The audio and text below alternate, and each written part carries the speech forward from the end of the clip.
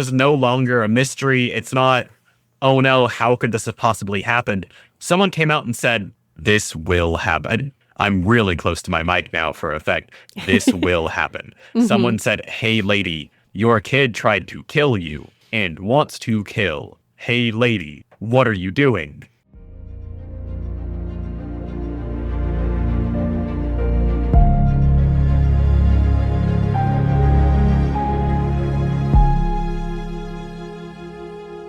Hello, and welcome to Cinematic Discomfort, disturbing films dissected through human experience, the podcast where we discuss the movies that challenge us and why. If you're new here, don't worry, so am I. Pull up a chair and get ready to have some complicated feelings with us today. I'm Charlotte, your guide to navigating the emotions brought up by disturbing movies. The worst thing a movie can do is be boring, so I want to talk about the ones that we can't quite shake. Art isn't always pretty. Sometimes the whole point is to make you uncomfortable and make you question things. What we're here to do is underline those questions and see if the answers we come up with can help us learn more about ourselves and the world around us. We do taboo topics, we do tangents, we do deep dives, and we find things to laugh about along the way. And thank God for that, because today's Cinematic Discomfort is the 2017 documentary The Family I Had. I guess you could call it a true crime documentary, but we'll get into why that's maybe not the best label for it. It's a movie by filmmakers Katie Green and Carly Rubin that tells a story so painful and personal that it almost feels like we shouldn't be watching it. It's one of those documentaries where you immediately start mentally preparing yourself to Google every single person involved afterward.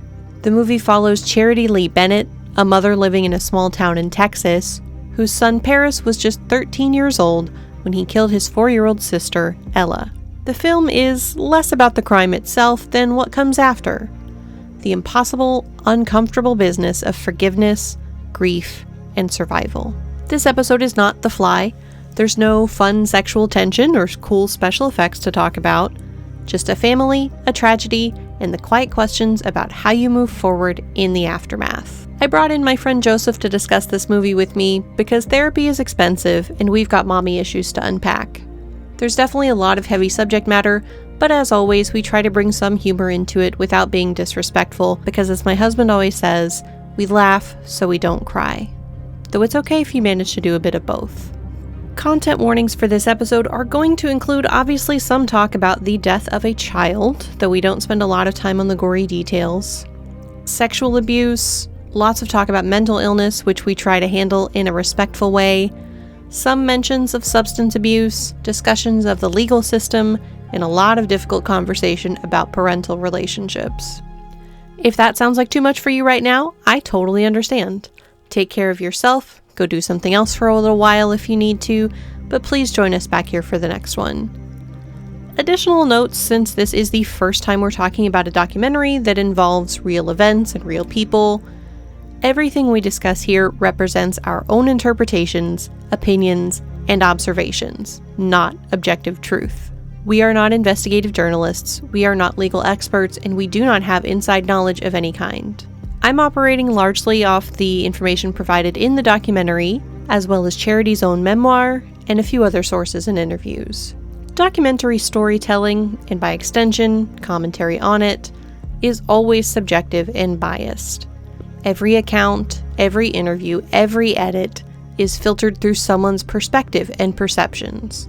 We can never fully know what's true, only what's shown and how it makes us feel. That uncertainty is kind of what this whole show is about, the space between empathy and discomfort, between what we think we know and what's too big to fully understand. So grab a blanket and maybe a comforting snack. We're here to have feelings. Not necessarily good feelings, but honest ones at least. Here we go.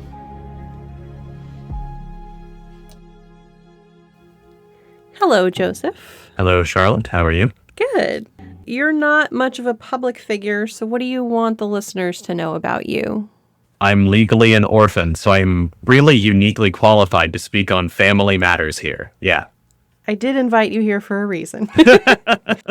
I was like, ooh, this seems like a movie I could talk to Joseph about. Oh, lovely. My only other relevance is that I am going into law and care a lot about the treatment of incarcerated peoples. It's really fucked up in a general sense. Although you only get like 1.5 mentions of how bad it is in the film, which is interesting because it started off about that. So as I understand it. Exactly. Yeah, me too. And you had not seen this movie before today. I don't watch movies. That is correct. Okay. Had you ever heard about the crime? I know this would have happened when you were a kid. Yes, because I am Texan. It helps. Yeah, everyone knew where I was from because of Luby's, and I knew where Abilene was because of this family. Oh, God. Okay. Yeah. One of the most famous mass shootings in Texan history, the Luby's shooting, happened where I'm from. Nice. Yeah. Yeah, Texas is a fun place to be from. It's one of the places. It certainly is.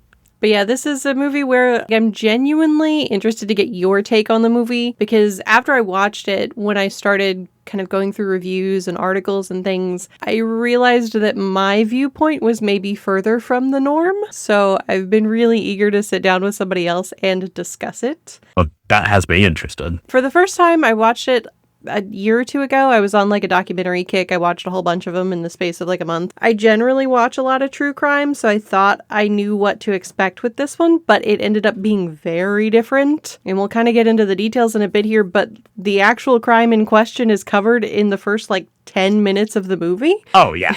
I think, the second scene or the first scene is the 911 call. Yeah, they play the 911 call, they show a few photos, and then it's just this air of like, okay, that happened. Now what? It's very much the aftermath. Yeah, it's kind of the opposite of what you get in a lot of these things, where there's like an hour of build-up and backstory before you even get to the climax of the actual crime. And then maybe at the end you get like a few minutes of people crying and putting roses on someone's grave or something. This one's all aftercare, really. Yeah, exactly. Like you mentioned, my understanding from an interview that I read with the filmmakers is that they set out with the intention of making a documentary kind of broadly about the juvenile criminal justice system. But when they started following Paris and they learned more about his case in particular, they were drawn into working with his family, and they realized that's where the real angle was. That was also my understanding from, I think it was a summary of the interview. And I'll talk about it later, but they did actually end up making that film a few years later. So that's good. That's something that needs to be reported on. Yeah, and they do seem, based on that fact, do seem like they have good documentarian instincts, because there's definitely a story here to tell. For sure.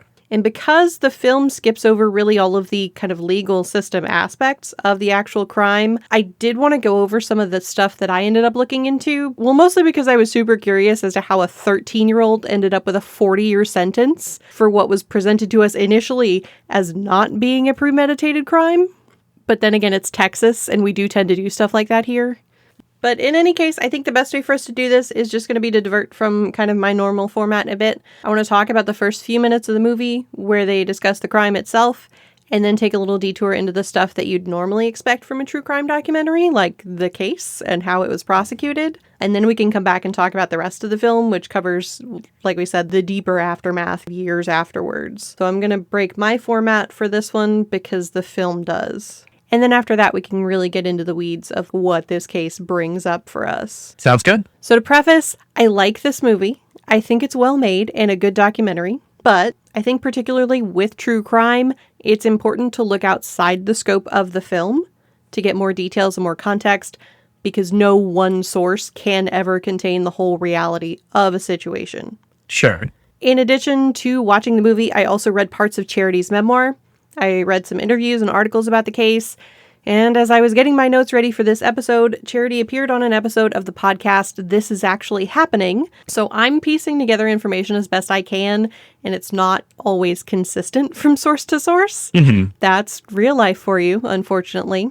We can't always say which is the truth, because memory is often flawed, and information changes as it gets passed around from place to place. Mm-hmm. As a matter of fact, to take a tangent immediately. Excellent.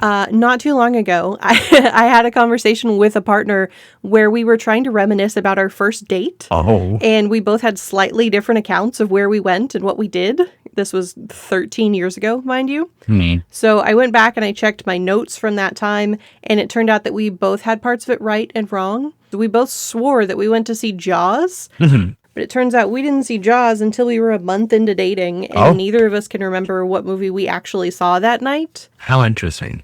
But my point is, when you're dealing with actual events, you can't just rely on one source to have every fact exactly correct. Right. It's hard to even give full credit to someone's personal accounts at that time because their perception of events or their own feelings can be so skewed by trauma and adrenaline and whatever else is going on that they might have a different view on it years later. Right. So what actually happens in this movie? My notes are mostly, like you said, it's a very he said, she said kind of movie.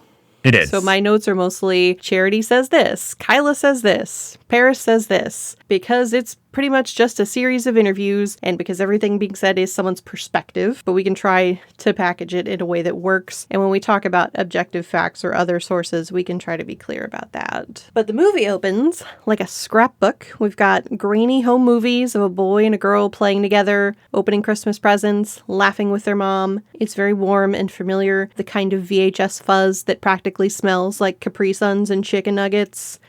And it really sets us up for the drop of what comes next. I do want to interject just for a second here. It will only smell and feel that way for people who are exactly my age and not 6 months younger and up, by the way. How dare you? I have had conversations with friends born 8 months after I was, and they don't know what a VHS is. That's horrifying. Right? Right? And I probably only do because I'm from the States. Yeah, technology hadn't caught up to you out there yet. Yeah. But the movie, we interview the mom, Charity. She's talking about the night of the crime, which was February 4th, 2007, which was almost 20 fucking years ago at this point. She was working late in the evening.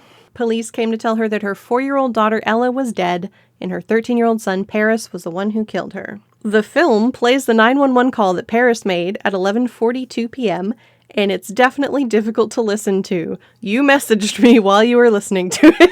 Yeah, it was difficult to listen to. I think it'd be much easier to listen to if they included the context they do later in the film. Yes. But I think it would have drastically changed how I interacted with the content of the film. I think it was a good decision. Mm-hmm. Yeah, definitely a good instinct. I do think it is disingenuous to intentionally withhold information there, but it matters a lot. I think it is correct, even though I think it is, I will say, inaccurate. It's good entertainment. It's maybe not good journalism. Would you agree? Oh, yeah. If that was presented in court, I'd be pissed. Yeah. Yeah. If that were presented as part of the defense, I would be absolutely pissed compared to the full call. Yeah. But either way, oof. Yeah, it was a rough one. Like I said, I watch a lot of true crime. 911 calls are always difficult. 911 calls involving children are always harder. Yeah, I don't do kids. I don't do animals. I can watch a million torture scenes from, Saw, whatever, but yeah, not with kids and animals. During the call, Paris sounds really distraught. He's telling the 911 operator over and over that it was an accident, that he didn't mean to, that there's blood everywhere. And the operator calmly walks him through CPR, even though he insists that it's too late. I mean, it is if she's coughing up the blood, right? Like if it's already escaping, it is too late. Yeah. Props to this operator. Yeah. I don't understand how they can do that job. I feel like he did a pretty good job of explaining there's nothing to be done. And I think she's honestly just trying to keep him still or occupied instead of exactly. help. Yeah, she's just trying to give him something to do so he's not like going into shock. Right. Here's a task. Cops will be there. Yeah, I could never do that job. No, thank you. No. Okay. Yeah. No, absolutely not. In the film, we learned that Paris had somehow convinced their babysitter to go home early and then stabbed his sister 17 times with a kitchen knife. Side note, I would hate to be that babysitter. Being that babysitter would probably be... I don't think that I could work a normal job after that again. No. We never hear anything else about her. I don't even know if she was an adult, but that's absolutely got a weigh on you. I can't imagine what that's like for her. I will also say that on the legal side of it, there is literally no way in hell that anyone would be able to argue that the attack was not premeditated or at least partially premeditated, given that he had to do that to make it happen. Right? Yes. Even if it was only premeditated by like an hour or two. Yeah, without knowing the context, like maybe that happened all the time, But with the information we're given, which was he convinced the babysitter to leave using the word convinced instead of like requested or said, I'm going to go to bed, you can go. Like when I was 13, I had babysitters who my family knew, and I'd be like, hey, I'm tired. Like, I'm just going to go to bed. And I was lying. I was going to go play on my DS, but like, of course. I think that is one of the largest things that would contribute to his 40-year sentence without looking at the court case. Like that shows for sure. premeditation. And then we get a short montage of news coverage. We see Charity again talking about what it was like to see her daughter's body and how quickly she had to transition from grieving one child to caring for another. She says she had to figure out how to be a good mother for Ella and also a good mother for Paris. And that's really where the film starts, with that impossible seeming in-between space between wanting to throw up and wanting to hug someone that you'll never meet. I don't know how much you looked into this, but something that was left out of the entirety of the film. Oh, yeah, we're getting there. We're getting there in like just 2 seconds. Okay, cool. That is our next stop, I promise. Oh, boy. But yeah, that's pretty much the extent to which the film discusses the crime itself. Cue the title card. Like, if you came in expecting a whodunit with a slow unraveling of the case with dramatic reenactments, you're gonna have a bad time. It gets the horror out of the way early and then sits with the aftermath, which is the part that a lot of true crime stories skip.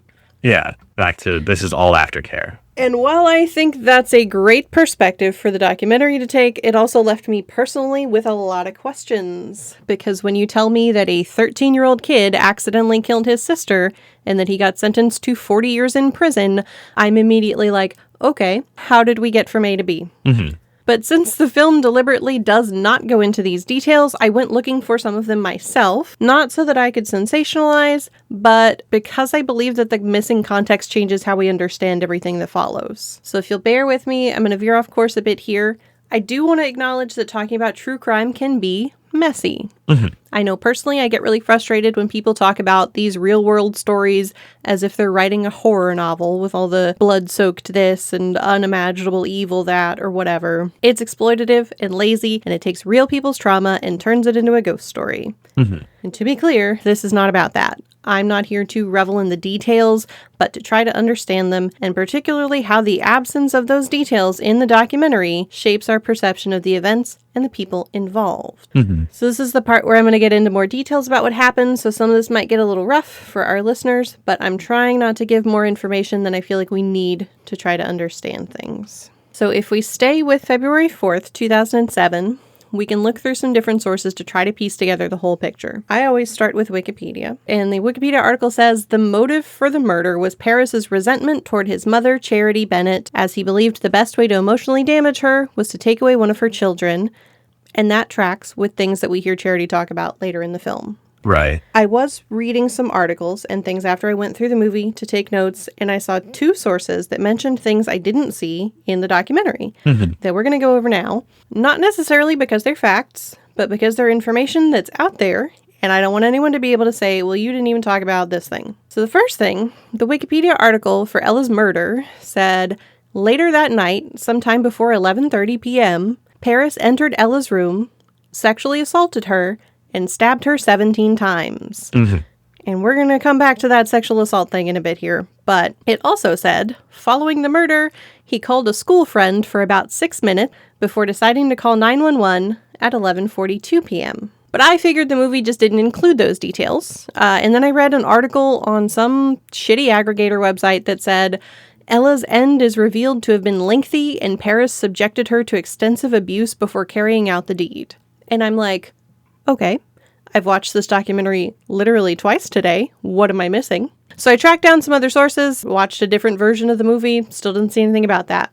I genuinely couldn't find a primary source for the thing about the phone call to a friend. I love using Wikipedia as a jumping off point. In this case, I hit a dead end. As far as I can tell, it may be something that made it onto Wikipedia and then was disseminated and bounced around various true crime sites, podcasts, blog posts, whatever, until we all just kind of accept it as fact. Yeah. Because I have a ton of secondary sources that list it and absolutely nothing that points to where that information came from. So I have no idea. Important to note, legally is that in a lot of cases, juvenile court records, which would include police reports, hearing transcripts, and psychiatric evaluations, are sealed. So it could be that this detail came from a source that's since been restricted. That was something that I was going to mention, is since he was 13, he's 1 year off from us being able to look at an actual brief on it. Yeah. And because Paris pleaded guilty, there wasn't a lengthy trial where a lot of evidence came to light or anything like that. Right. And also, since he was under 14, which in 2007, you could have found this information, just putting it out there, since he was under 14, he could not have been legally tried as an adult. If you were 1 year older, waited just a little bit longer, he could have been. And I'm sure would have been. I don't know if that was something that he knew or thought about, but it's worth noting. Whether that was part of like the premeditation of the crime. Yeah. Is like, I should do this while I'm 13. Yes. That's interesting. I hadn't considered that. I had access to the internet. I had unrestricted access to the internet at 7 years old, which is not a good thing for a 7-year-old to have. Nope. I knew a lot of things that I should not have known, including the statute of limitations and restrictions on crimes for kids. I started my interest in law early. Yeah, that's a good way to put that. Yeah. That's how I would explain it in your law school application essay. Oh, no, my application essays are all about being an orphan. It's so good to milk. It's so good. I mean, if you've got it, you might as well. Absolutely. But for my purposes, I'm going to assume that the phone call thing didn't happen unless somebody can point me to a credible source that isn't a tabloid or a clickbait listicle, because I have no idea. But the other thing, because that's definitely more relevant, it did occur to me at some point, not in my first watching of the film, that in the 911 call, Paris said he woke up and saw his sister next to him and thought she was a demon. And I wondered only in the second call. Yes, in the second call that we hear. And I wondered why a 13-year-old boy and a 4-year-old girl would be sleeping in the same bed or even in the same room. I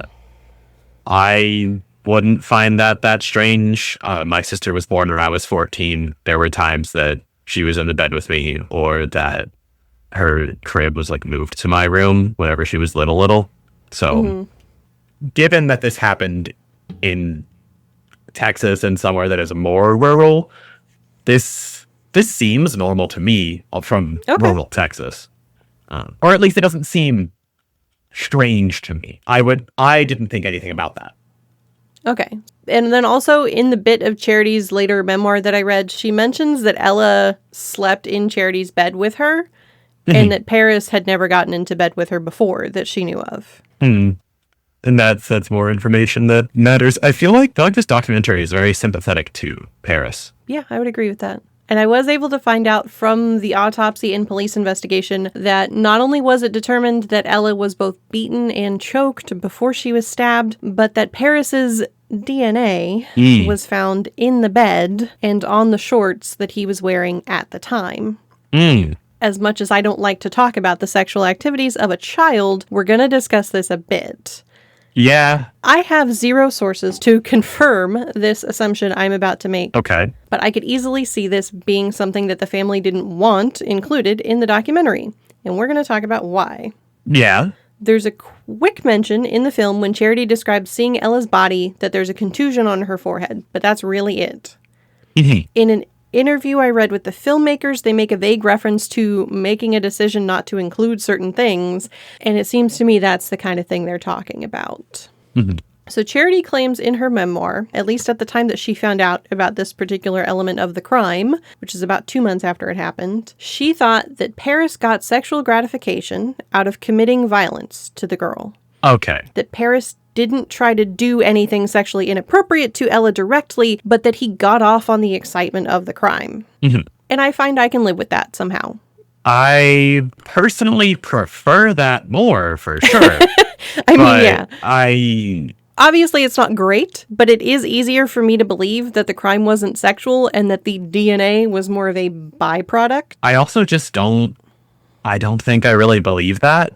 As nice as it is, if you give someone who is already having those thoughts and feelings of like power, domination, or that level of desire of revenge and needing to have the only attention, I think that taking gratification where you can find it. I'll say opportunistic gratification in this instance is something that I don't think is unrealistic or even unlikely. Yes. I think my argument is mostly that we're talking about a 13-year-old boy, and I haven't been one of those. I've heard about how it can be, and my understanding is that kind of thing just kind of happens pretty easily. You don't always necessarily have to be intending to do anything like it, but I've never been there. you've never had an orgasm that you weren't trying to have just because of the situation you were in? No, I've never been there. Okay. But there's no mention of, in anything that I saw, which we recognize is incomplete information, that there was any kind of physical evidence of that with Ella's body itself. I would love to be wrong.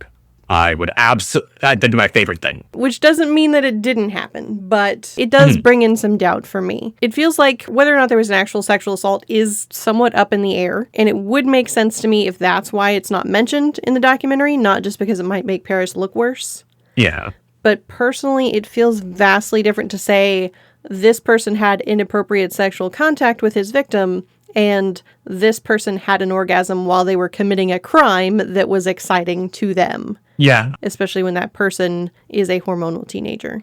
I agree that those are two vastly different things. And if you would have to say allegedly, then you probably don't want to include it in the documentary. Yeah, perhaps that's too much benefit of the doubt, but I do tend to be an innocent until proven guilty kind of person. And it does feel really circumstantial to me to jump to painting somebody as a sexual predator when there doesn't seem to be that much that indicates that, at least that I'm aware of. I don't know how much information there is that we don't have about that. Right. But that's entirely my point here, is that already we're seeing this weird tension in between the public record, the things that are left unsaid by the film, and then the ways that the audience and the public tend to fill in the gaps. And that's really where this movie starts to feel less like a true crime documentary and more like a psychological study of all the people involved and an opportunity for us to examine how we feel about them. Because the more we learn about these people, the less clear the story becomes. Instead of questions about how and why a murder happened, we're stuck with harder questions about mental illness, family, and the justice system. So we'll cut back to the movie after the title card. We are 7 minutes in. The crime is over.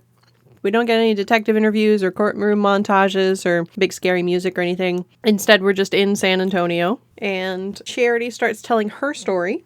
Not the story of the crime, but her life story. Her home life growing up was difficult, which we will get more into. Speaking out of turn here with information we learn later or from other sources, her father died when she was very young, and her mom remarried a guy who was abusive. At some point, it occurred to Charity that she was never going to be able to get through to her mom, that her mom was so deep in her own bullshit that she was never going to be the parent that Charity needed. She talks about becoming a mom at 18, how unprepared she was, but how much love she had for her son. She'd started smoking pot and taking pills when she was 13, hard drugs since she was 15, and was a heroin addict at 17 after finishing high school and moving away from home when she was 16.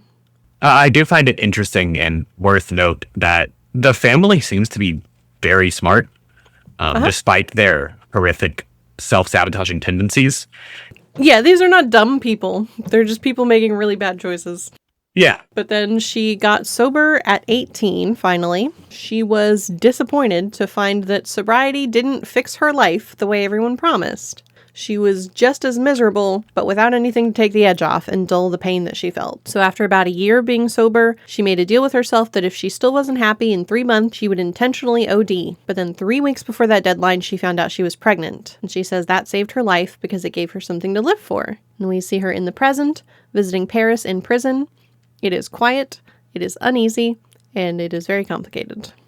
And then we meet Charity's mom, Kyla. She lives on a lovely little farm in Georgia with her younger daughter. Substantially younger. The movie, at this point, insults you for hearing about the drug abuse, teen pregnancy, single motherhood, and Charity's job working at Buffalo Wild Wings, and perhaps assuming that this family is poor white trash.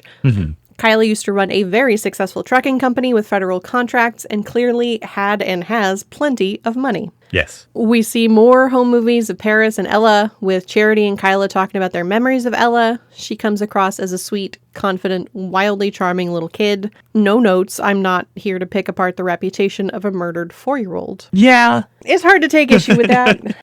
She was 4. Her personality hadn't really developed. Exactly. She didn't have time. Who knows what could have happened, but she was fine. Yeah.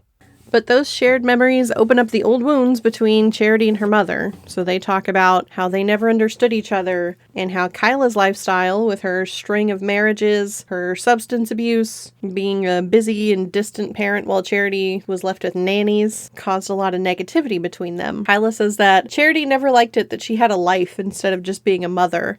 And it's clear that this family has a history of pain and estrangement, and that the murder only deepened it.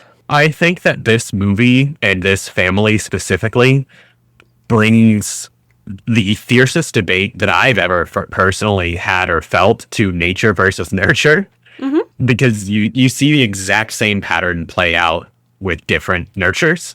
You see the familial and parental resentment happen whenever they are and aren't the star of their world. And you see, like, I wonder if these traits are passed down, like there's some sort of maybe narcissistic thing in the bloodline. It just, the nature... Yeah, there's definitely something in the water. Nature seems really strong here, given the different backgrounds they had. Yeah. And at this point in the movie, Charity now runs something called the Ella Foundation, which is focused on violence prevention.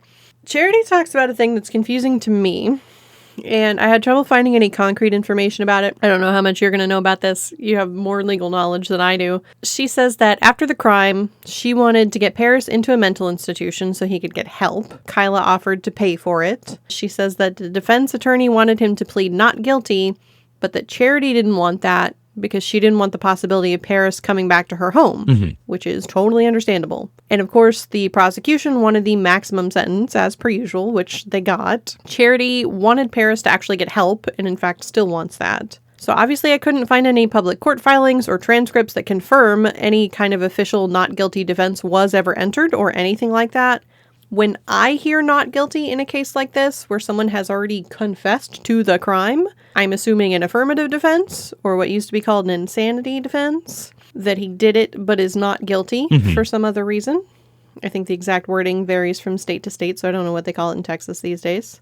I think the insanity defense is still what it goes by, but I think, again, assuming this kid had access to the internet, like I did, and he was older than I was, so theoretically would have been able to search more effectively, I knew what an insanity defense was at that time, and I knew that theoretically I could just say some absolutely left field, pure imagination stuff, and I could probably get at least a light sentence on almost anything I did. If we are taking the route of Paris has access to the internet, Paris does know that he can be tried as an adult in 1 year, then it could also be Paris knows that if he says, I thought she was a demon, he knows he has a chance to get off on that defense, even if he does call, and he calls in and he admits to it, but he wasn't of sound mind. Right.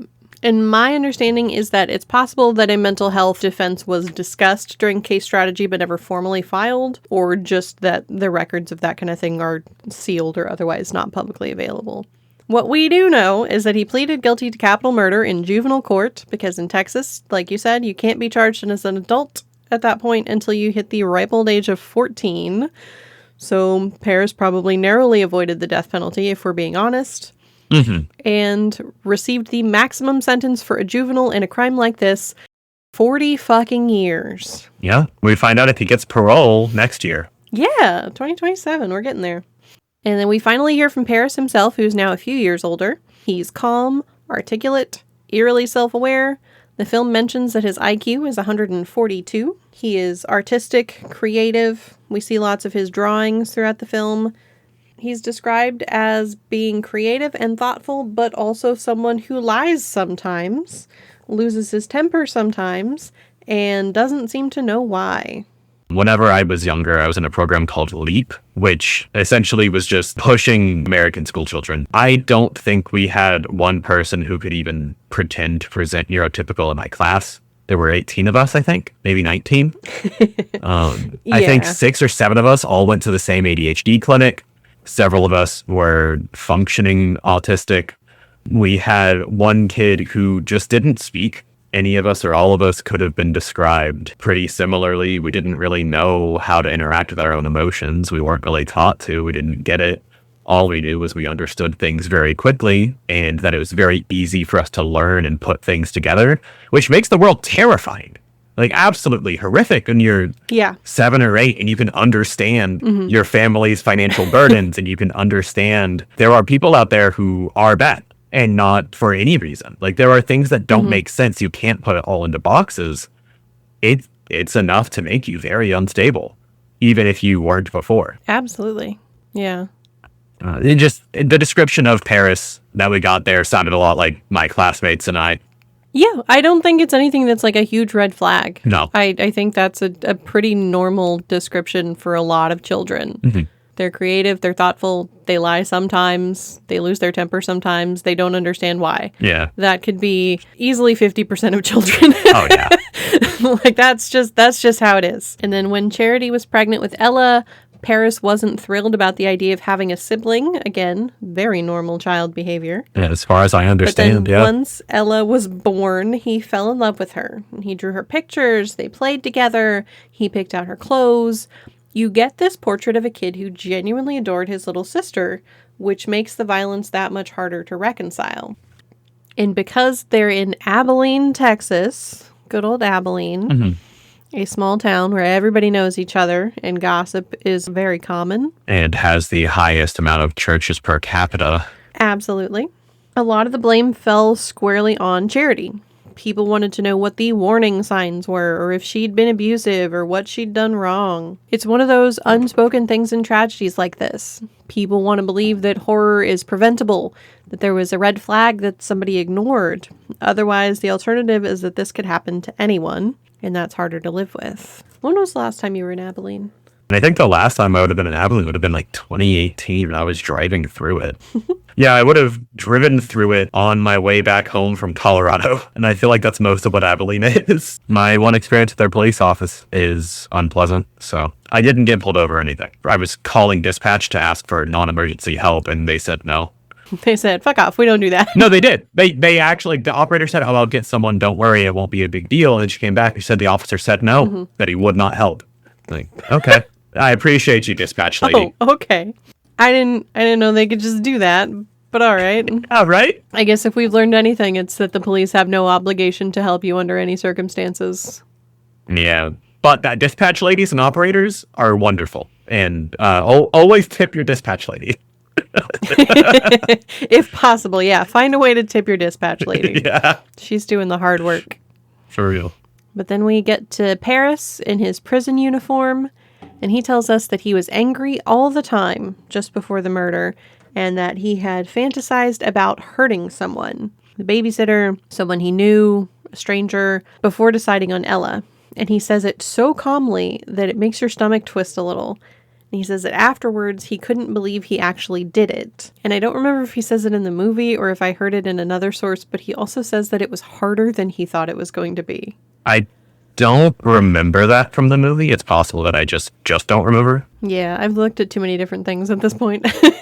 You remember my reaction to bring her back. I was Yes, your initial reaction before we saw it together. very, very upset. Yeah, my initial reaction had me off the walls, and then my second watch through, I was like, oh, well, it's a movie, whatever.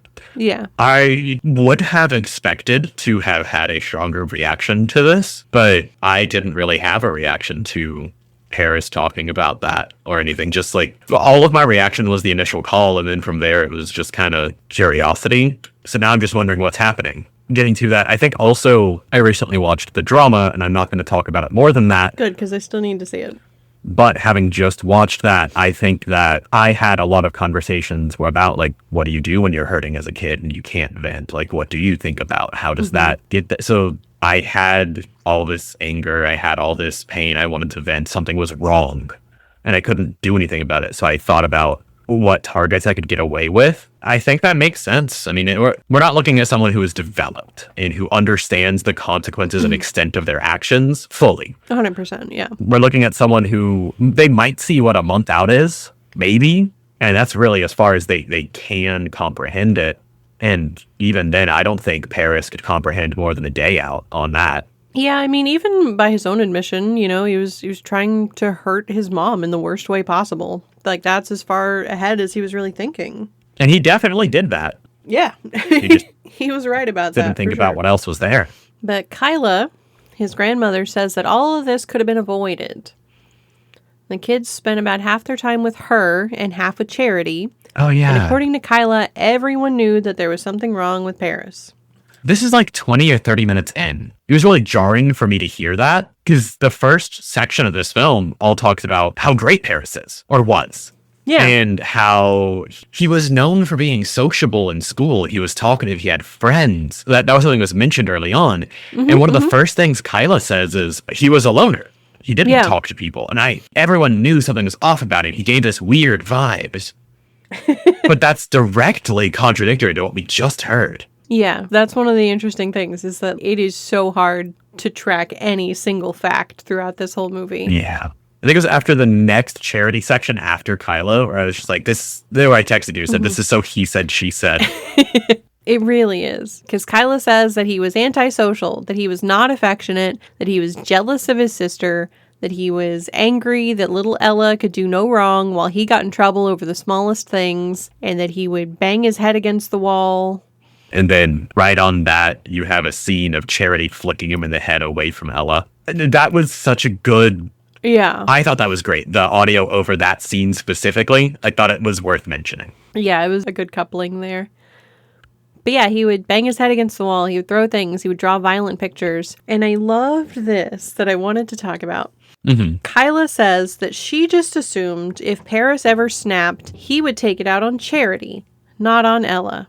And we see more of this side of Kyla as the movie progresses, but she does later state that she would feel safe around Paris, but she doesn't think Charity should. She definitely feels this remove, or perhaps that Charity even deserved it or brought it on herself and can justify that difference, which is a crazy thing for a woman to say about her daughter and grandson. Like, I think that's going back to the nature thing I was talking about earlier. Yeah, I mean, well, one thing we learned about Kyla is that she's gonna be saying some shit. That that is her role.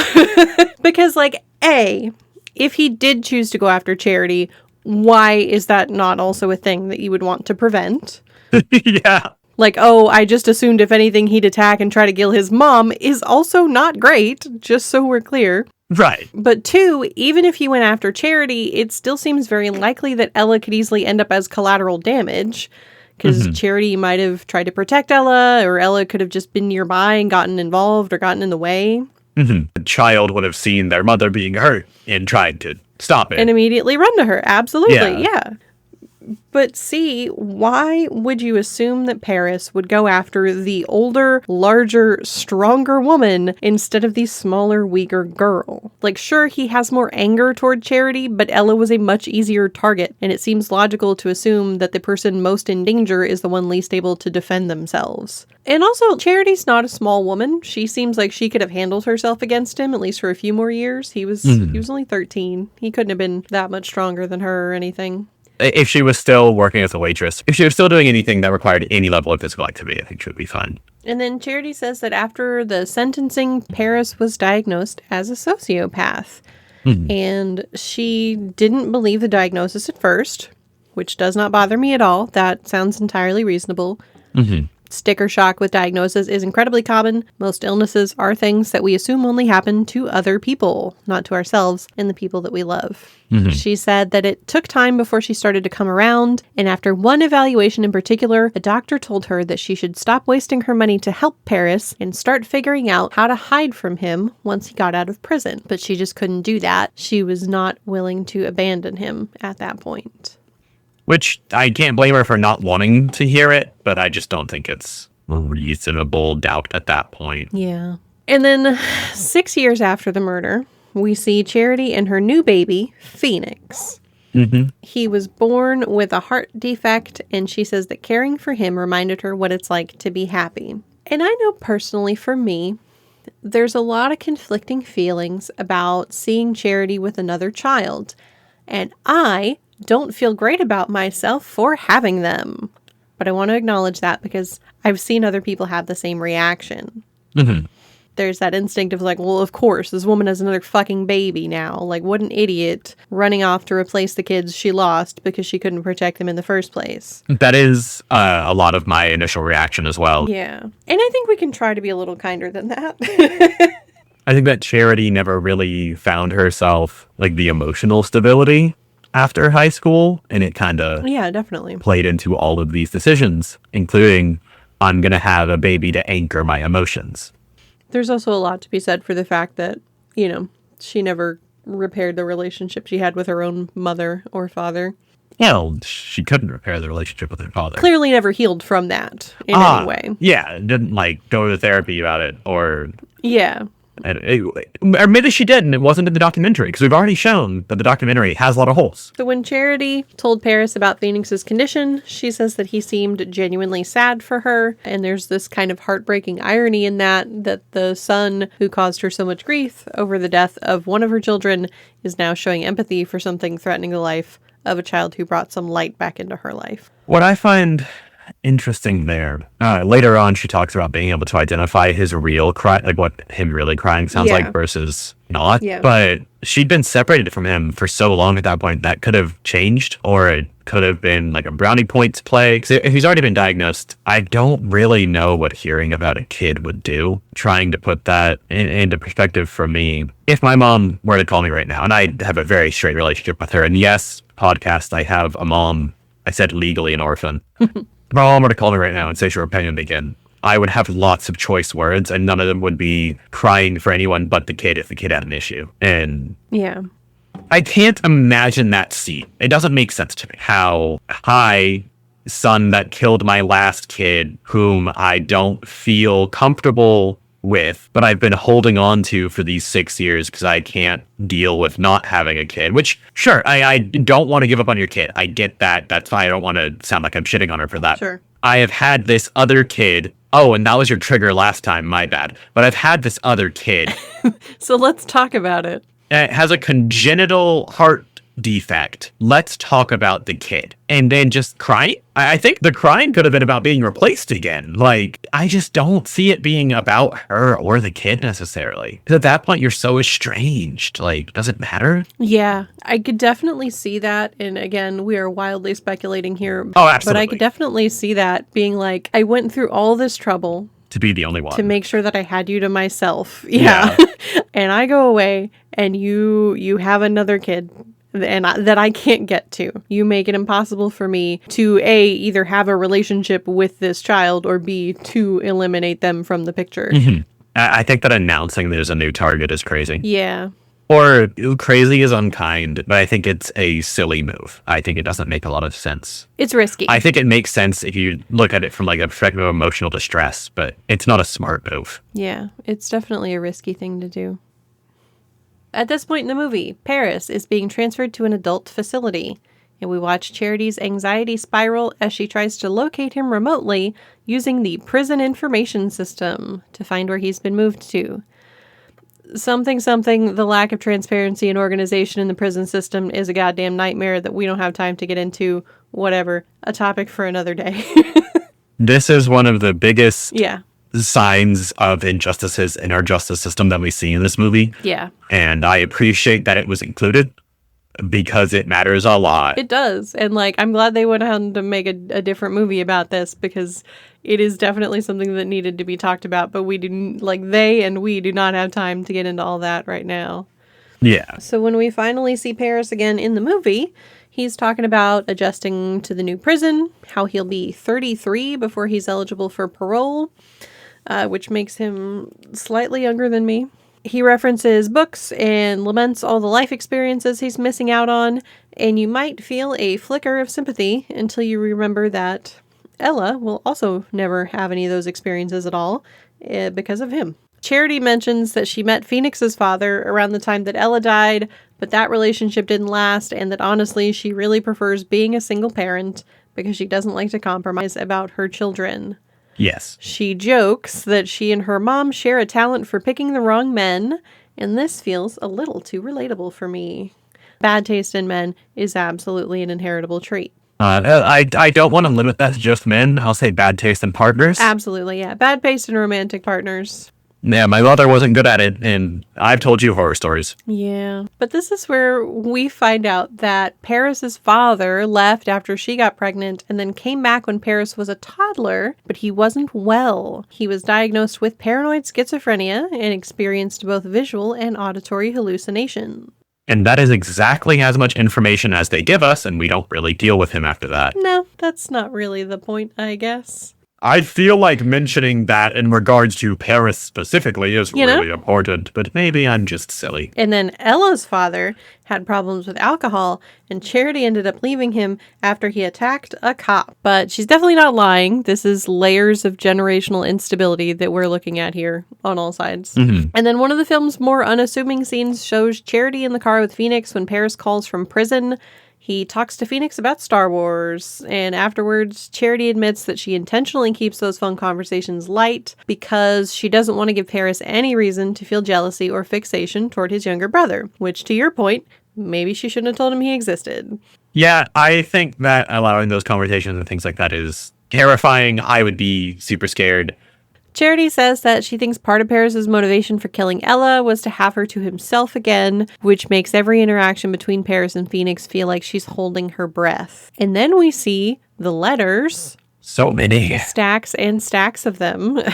There's drawings, cards, notes that Paris has written to Phoenix for the day he's old enough to read them. Some of them are torn in half, and the film does not tell us why. Charity just says that she's never going to be comfortable with her sons having a relationship. Mm-hmm. Understandably, as we've discussed. And then we hear from Kyla again, who seems to love showing up to drop a bombshell. I'm going to piece this together with the information Charity gave in her memoir and interviews, so it's all a bit disjointed, but it's hard to get a consistent story out of all the different accounts. So Kyla says that when Paris was younger, he tried to stab Charity with a knife. Which was, again, something that would have made us less sympathetic to Paris at the beginning. That feels very intentionally left out to craft this emotional roller coaster that we are on. And I think it is good storytelling, but I think it's important backstory. Yes.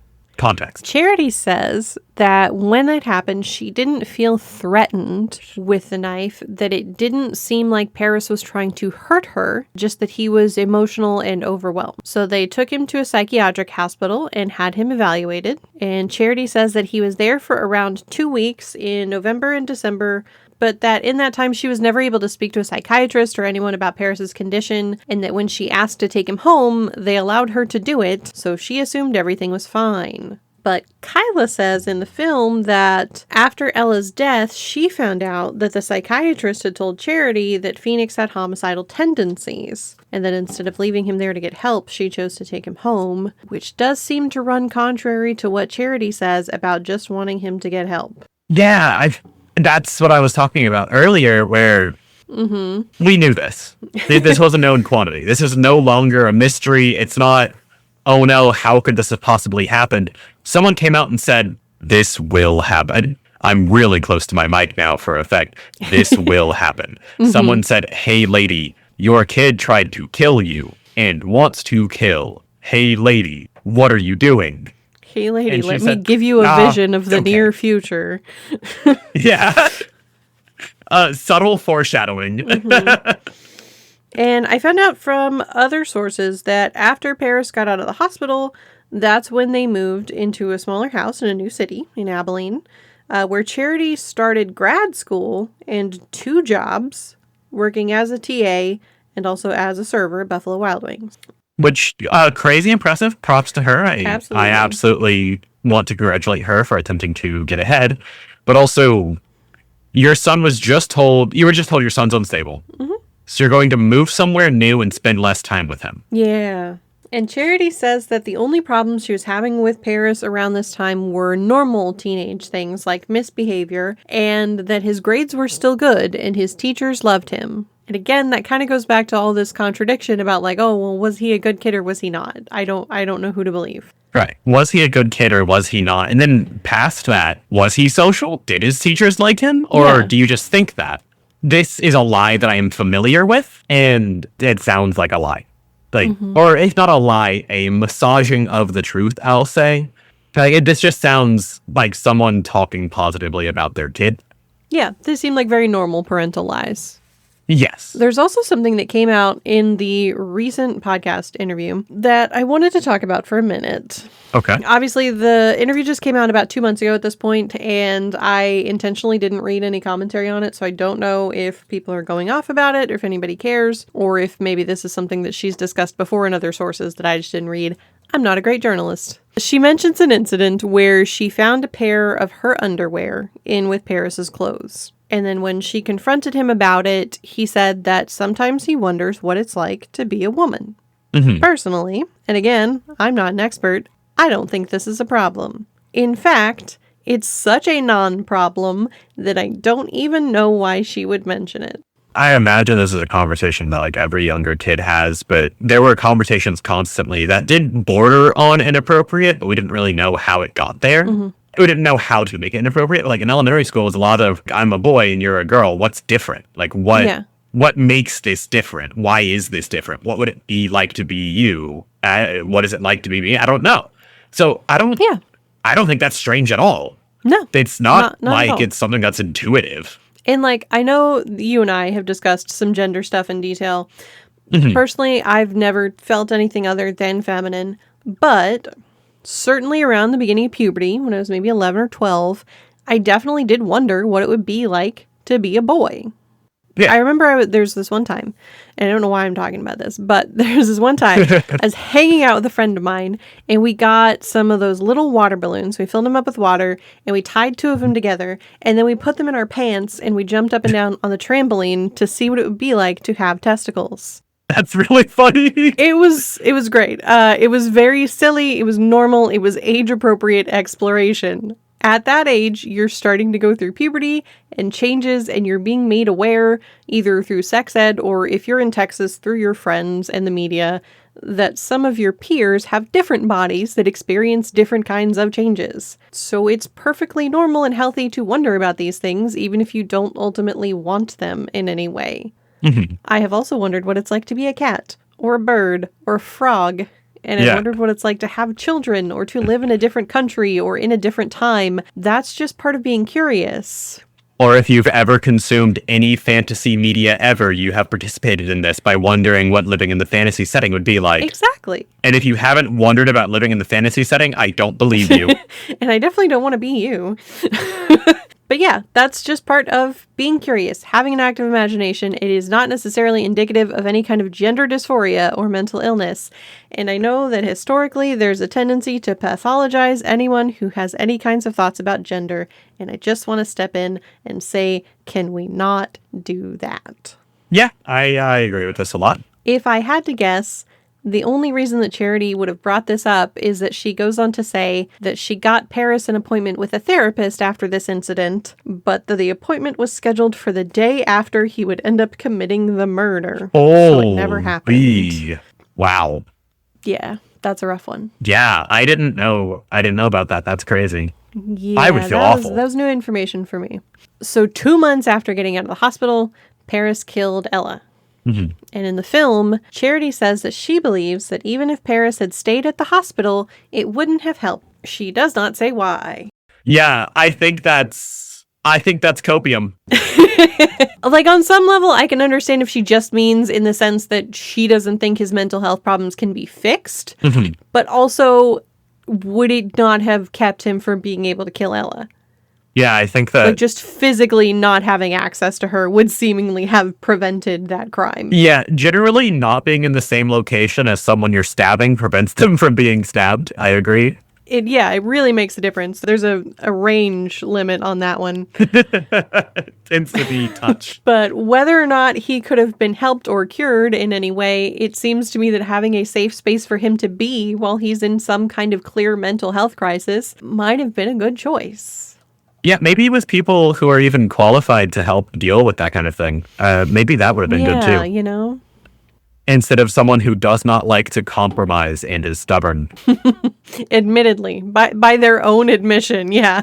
But she also says in the recent interview that Paris had been pretty angry with her around this time because she had grounded him after he snuck out of the house and spent his entire monthly allowance in one go, because he's a 13-year-old kid. Yeah, that's not shocking at all. Yeah, not at all. And he was mad and sulking when she left for work that night, and she told him that they'd sit down and have a conversation when she got back. That sounds normal to me. Like, I think she could have communicated better what the conversation is. Like, it could have been the stress that was added by that put him over the edge, right? Yeah, possibly. None of that seems particularly noteworthy, I guess, to me. Yeah. I think that's part of what I struggle with so much with this story is that a lot of the things she's saying make sense. Yeah, the only problems I was having with Paris were like very normal teenage problems. In the abstract, it makes sense. Yeah. How much of that do we believe objectively? It's tough to say. Yeah, it is difficult to say. However, I think that the stories around Charity, Kyla's story and the evidence presented, the timeline presented, makes it really hard to not see someone who is just actively denying reality as hard as they can. Yeah. In every instance. Yeah. And then I had such a hard time with this. Charity's relapse is another one of those things that gets a little different depending on where you get the story from and when. Clearly, when Charity got sober, she never resolved the problems that she had with her mother, so the seeds of that addiction were always still there. Right. But roughly speaking, when Paris was somewhere between 9 and 12 years old, because it changes depending on the source, Charity relapsed on cocaine and meth while working as a concert promoter. How she thought that was going to be a good environment for sobriety, I genuinely do not know. But she says that this period lasted around 9 months.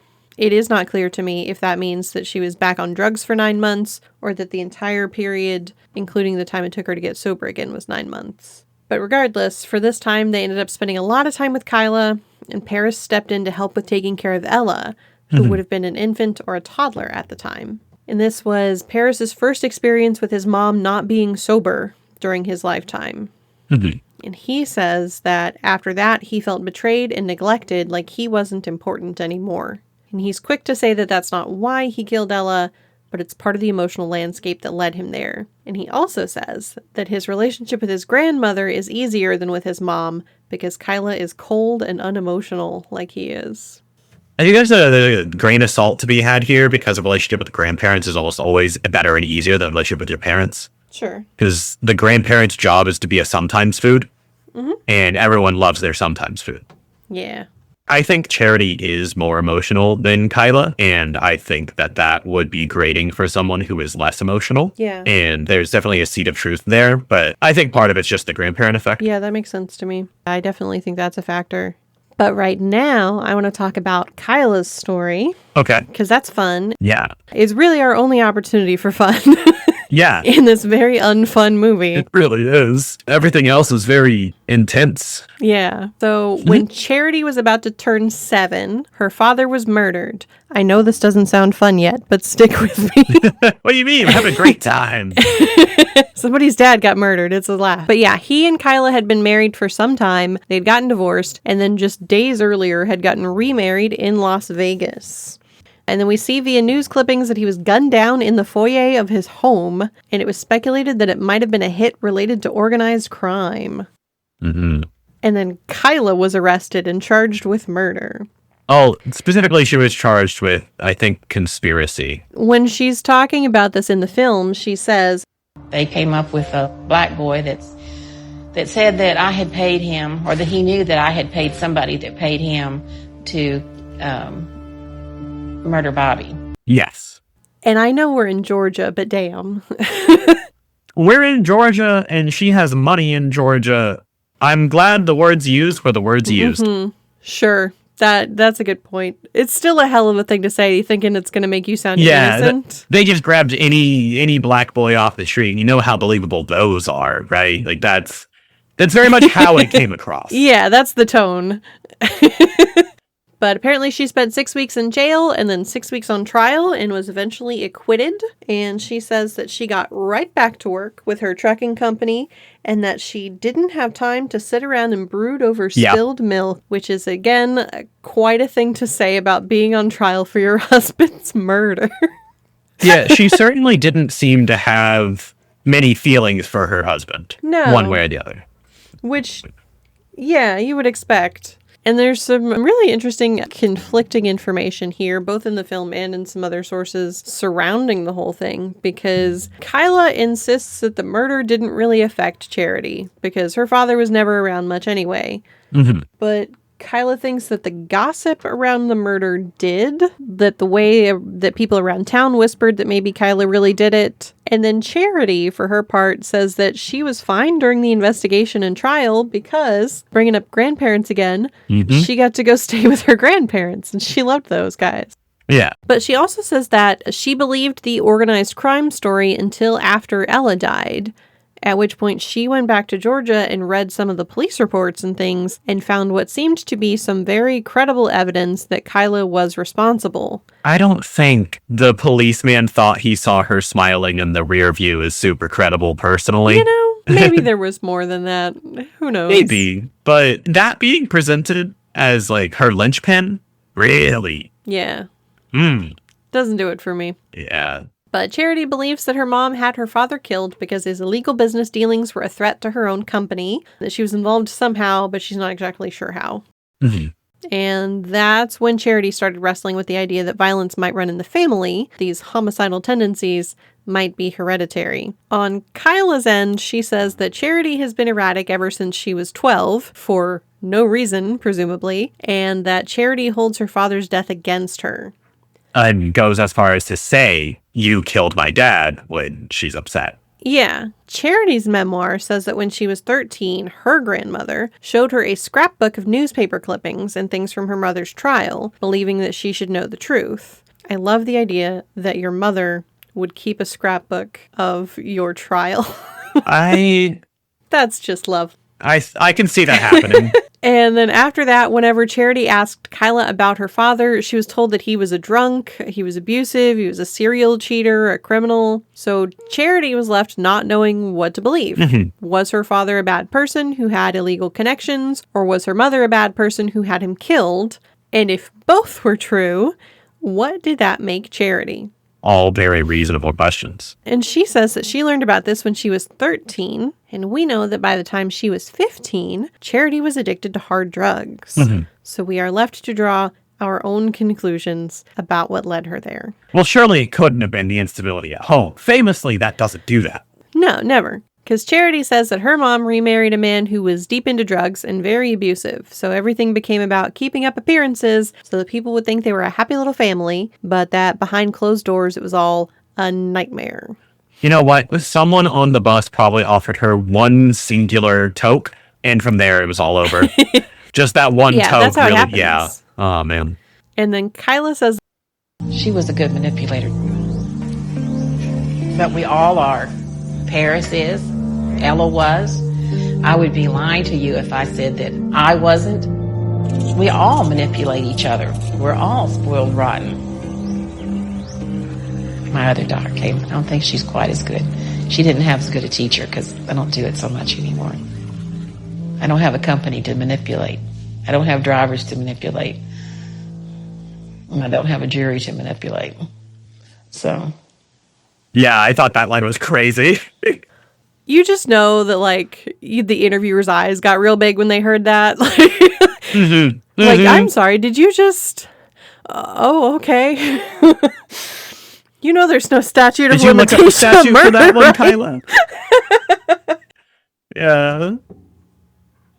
I can get where she's coming from saying, manipulate the jury because you want your outcome. That is the job of a lawyer. is to manipulate the jury or to manipulate the judge. However, you don't fucking say it like that. Definitely not. That's wrong. That's the wrong way to do that. Those are I'm the wrong sorry. words. So then we hear about how Kyla had been sending Paris reading material in prison that Charity didn't think was appropriate. She lists, at minimum, The Vampire Chronicles by Anne Rice, The Virtue of Selfishness by Ayn Rand, A Complete History of the Mafia by Joe Durden Smith, and Rising Sun by Michael Crichton, which is a murder mystery thriller. You know, light reading for a teenage murderer. Yeah, totally appropriate. Yeah. Kyla says that Paris wanted a science fiction book, by which she appears to mean the graphic novel The Watchmen, which is such an out-of-touch grandparent thing to say. Yeah. It got denied by the prison for nudity, and they tried to get around it by taking the book apart and sending it a piece at a time and censoring the artwork. Yeah, just paint a bra on it. Yeah, just paint a bra over the boobs. That's fine. That'll work. That's crazy. Charity still said no because of the book's themes of rape and violence, and she asked the prison to stop letting Kyla send things entirely. To be clear, it doesn't seem like she was trying to limit their communication altogether, just her being able to send him books and stuff, which I think is entirely reasonable. Yeah? Especially with stuff like The Watchmen, I imagine juvenile prison libraries don't carry that kind of thing for a reason. And I will admit, I don't have a super informed opinion on this because I'm not a parent, but I'm fine about it. I think grandparents can often be indulgent in ways that aren't necessarily good for the kids. Like you said, there are sometimes food. Mm-hmm. And I think it's Charity's right as his mother to say no to that. And yeah, this led to a lawsuit somehow, because I guess anything can if you're determined enough. Yes. You can bring almost anything to a court, whether or not they'll hear it. Yeah. That's another thing, but almost anything can become a lawsuit. Kyla and Paris sued Charity to try to transfer Charity's parental rights to Kyla. Paris said that he and his mother were unhealthy for each other and needed to cut ties, which I don't even know if I necessarily disagree with. From what I've heard, most people in this family are unhealthy for each other if it's not, I'll say, through the lens of someone else. Yeah. Charity refused, warning him that Kyla was like you, like we said, and that if he insisted, she would be out of his life forever. And Kyla calls this just another manipulation tactic, which I guess worked because eventually Paris dropped the suit. His letters, though, talk about how he still fights the darker impulses inside him. I feel like that's something that you can't really get away from, but also I feel like that's going to be like heroin. I have never killed someone, so I can't say for sure, right? But I feel like for most personalities, if you do that, it's going to be, well, what was that like? Am I remembering that? Yeah. Is that really how it was? Did it feel good? Did it feel bad? There are so many questions left over after such an intense one-time experience. Mm-hmm. That's more or less how I got into rock climbing. I used to be terrified of heights.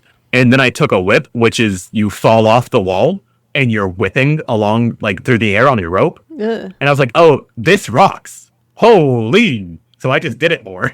And now I can jump off like 60 meters and not think about it much. But I feel like that's whether or not he actually has like some internal demons he's battling through. I feel like that's a question you're just going to have. Yeah. If you've done something like that, he's going to have urges, which are just curiosity. Yeah, I mean, I feel like to some extent, most people are fighting some kind of darker impulses at times in their life. You have to call the void. Yeah. And then shockingly, at this point in the documentary, which is now almost over, this is when we circle back to the 911 call. And now we get the full context.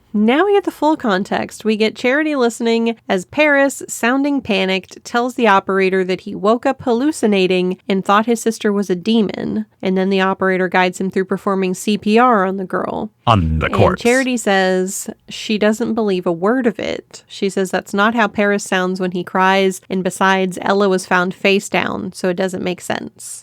And she talks about how difficult it is to love Paris and that forgiveness was something she did mostly for herself as a way to keep going, but that trust is a whole different thing. And what other thoughts did you have about the full call now that we get to hear it? There's a few things here. One, I think that someone who had actually gone through this, who had woken up hallucinating and did something that they regret, I believe that I would call the police because I wouldn't know what the fuck else to do. if this person were close to me, I would want to try to be as respectful as I could in this instance. Because, like, I already killed you. I can at least make sure your body's preserved quickly. Yeah. So cops can do that.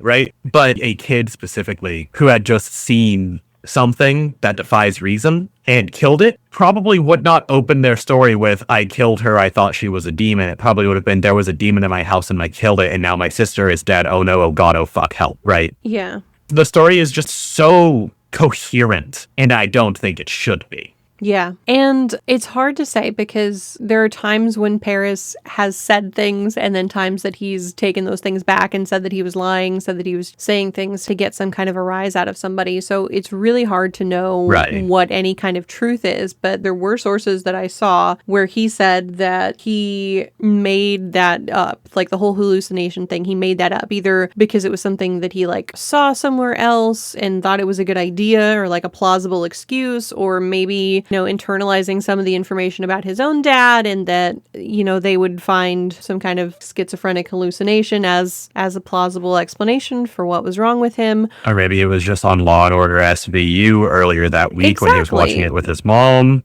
Yeah. It's hard to say. It is too clean of a story. Yeah, it is far too clean for a panicked 13-year-old. The necessitated premeditation of making the babysitter go home is also... After that point, I'm not going to believe a word the kid says. Yeah.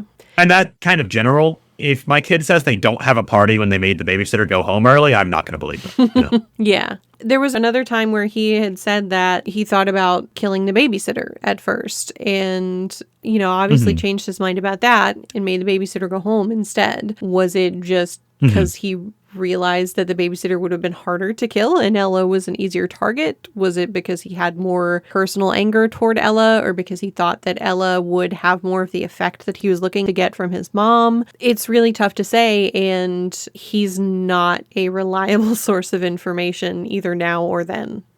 He's definitely not a reliable source, but I think breaking down the motive, because the given motive, the motive we have, is to hurt his mother. In that sense, what the hell is killing a babysitter gonna do? Yeah. Oh, that'll suck. It'll be uncomfortable, but it doesn't hurt his mother. Yeah. I think that it can be safely assumed, and it is an assumption, but I think it can be safely assumed that it was Ella and not the babysitter because, in part, it was an easier target, but also it would hurt much more. Absolutely. And then we cut to Kyla at home, who has weird fucking taste in art, by the way. I don't know if you noticed that. Yeah. It kept distracting me. Weird taste in art, has a weirdly young daughter. Well, I mean, we know she kept getting married, so who knows? No, I'm gonna say still a weirdly young daughter. You have one daughter who is on kid number 3, and you have what looks like a high schooler. I didn't catch her age. I don't remember it. I don't know if it was said. Kyla says that she's talking about how she only found out about Charity's new baby, Phoenix, through Facebook. And she says that she's fine and she's willing to accept whatever Charity wants to do with their relationship, that she'll be there waiting if Charity ever decides to see her again. And Charity does decide to try. She takes Phoenix to meet Kyla. And then what follows is one of those strange, intimate little moments that probably only made the cut because of how perfectly it sums up this family's dynamic. Last night I was telling him, you're part me, and you're part your dad, and you're part your grandma too, because I'm part of your grandma. Without missing a beat, he tells me the back of his feet are the part of him that he got from his grandma. His Achilles heel, maybe. So you're saying he got his weakness from you? I guess. But nobody will ever know what it is. Hey, Achilles got killed. By Paris. And that little exchange just kind of tells you everything you need to know about these people. Yeah, well-read and snipey. Yes. Deflection, gallows humor, the way everybody in this family uses wit to keep from drowning in the horror of what's happened to them. They kind of sit together and they talk about how Paris says that he knows what he did was wrong, but that sometimes he also acts like the rules don't really apply to him, which I think is also true of a lot of really smart people. This kind of goes along with what you were saying a minute ago, is that Charity compares her heroin addiction to Paris's compulsions, that there's that same kind of rush seeking in that hit of power or relief. And she believes that when he killed his sister, that he might have felt something similar to what she felt with her first high. Does that track with you? Yeah. I think that goes on what I was talking about earlier with taking the whip. Yeah, absolutely. I think it's related, though not the same. Well, I think, as far as we know, at that point in his life, Paris had not done heroin and Charity had not murdered anyone. So there's only so much common ground you're going to be able to find between the two of them. So I think it makes sense to be able to compare those two, at least. And it's interesting to me that on some level she is trying to understand him and not necessarily make excuses, but like genuinely understand what caused this. I don't know if there's a way to know that. No, there's not. And she talks about that later in an interview, too. I think she's come to terms with that eventually. Paris, for what it's worth, insists that he isn't insane. He says he doesn't have a mental illness, just issues, which is what rich people call mental illness. And he calls himself a passive-aggressive coward who lashed out at people who tried to help him. And I think that both could be true. Over time, he says he's stopped lying about what he did, or at least that he's trying to.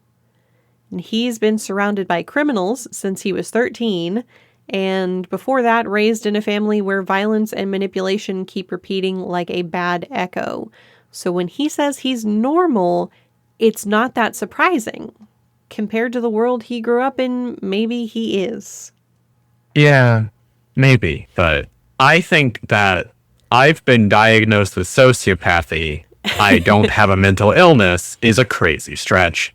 I think that it is an attempt at, and maybe a co-opting of, or using a shield of, like, radical honesty for it.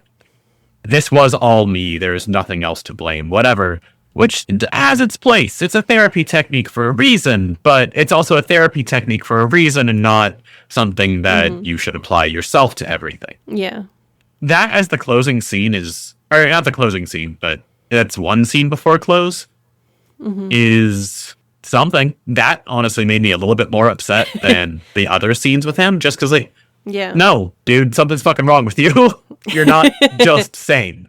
You're not just okay. It's possible that you're not the best judge of this. Yeah, like, I think calling people monsters is largely unacceptable. I think that there are people for whom that word is a great descriptor, but in general, it's very overused, and it diminishes the strength and quality of the word. Absolutely. Yeah, that's a huge part of the discussion.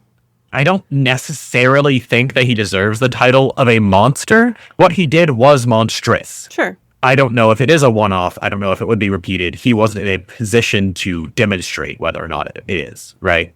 Yeah.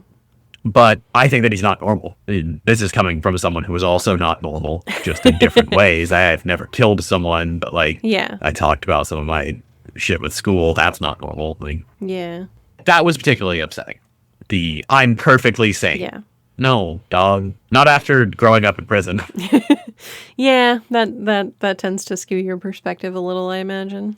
Yeah. As we get ready to close out our film, Charity decides to move to Georgia to live near her mother. She says she wants to stop the cycle and to repair what's left of their relationship. How sweet. She'll be selling her purple house, the one filled with butterflies, in honor of Ella. Kyla says she doesn't believe Paris would hurt her or her younger daughter, but maybe Charity. Which says it with interesting nonchalance. Yeah. Charity might be in danger, but I'm not, so I won't worry about it. That's fine. I don't care about that, yeah. Charity, on the other hand, thinks that even if Paris wasn't a sociopath before, that years in prison have pushed him in that direction. That he still needs help, real help, if he's going to live outside those walls again. And then at the very end, Paris gets the last word. Just because I committed a murder when I was 13 doesn't mean I'm going to get out of here and commit more murders. In fact, I'm going to get out of here and prove you all wrong. Where this movie leaves us, instead of any kind of closure, we just have a family that's trying to understand what forgiveness, guilt, and survival actually mean when you live in the shadow of something like this. And for a film that sidesteps the nitty-gritty of the crime itself, it leaves us with a bunch of other questions about mental health, addiction, family history, tragedy, and the legal system. So that is what we will be getting into next. So now we get to move into the fun part where we talk about thoughts that we have, because we have a lot of thoughts. This is a movie full of thoughts. So, what makes this movie uncomfortable? I got into this business to talk about uncomfortable movies. And so if I said, oh, I'm going to watch this documentary about a child who was murdered, I'd bet you'd think that the crime would be the most uncomfortable part of the movie. But is it, though? No. I gotta be completely honest with you. I didn't find the movie more uncomfortable than the act of having to sit down and watch a movie in general is for me. Sure. I guess the most uncomfortable thing was the call, but past the call itself, the very deconstructed interview style nature made it very conversational and less uncomfortable for me. The first call is super uncomfy, and I do take back what I said, because that was extremely uncomfortable. But everything after the first call, it was just like, I have a Southern family too, and they're also white. I've seen this exchange. No one killed anyone, but the family drama was family drama. The story kept getting wider as it got to the end. Yeah, definitely. Him wanting to send a message of I am getting out was uncomfortable, but like if that's good for his mental health or whatever, good. Hopefully he doesn't do it again. I feel uncomfortable about saying like a convict getting out makes me uncomfortable, but it's the conviction with which he said it and not necessarily that he was, because it wasn't I can't wait to get out and drive a car. It was I am getting out and I will prove you wrong, which like I'll prove you wrong probably softens it, but it's still weird the way he said it, and that's my discomfort. Yeah. Within the text of the movie itself, the crime takes up very little space. Yeah. It's not talked about a lot. They kind of gloss over it in a way. They get it over with before they even throw up the title card so they can get to the rest of the story. So I feel like for me, like it's uncomfortable in that it subverts your expectations. A lot of times true crime content, because I watch a lot of it, is really focused on people who make for a very cut and dry story. You get nice, uncomplicated people who were victims of a crime by some evil person.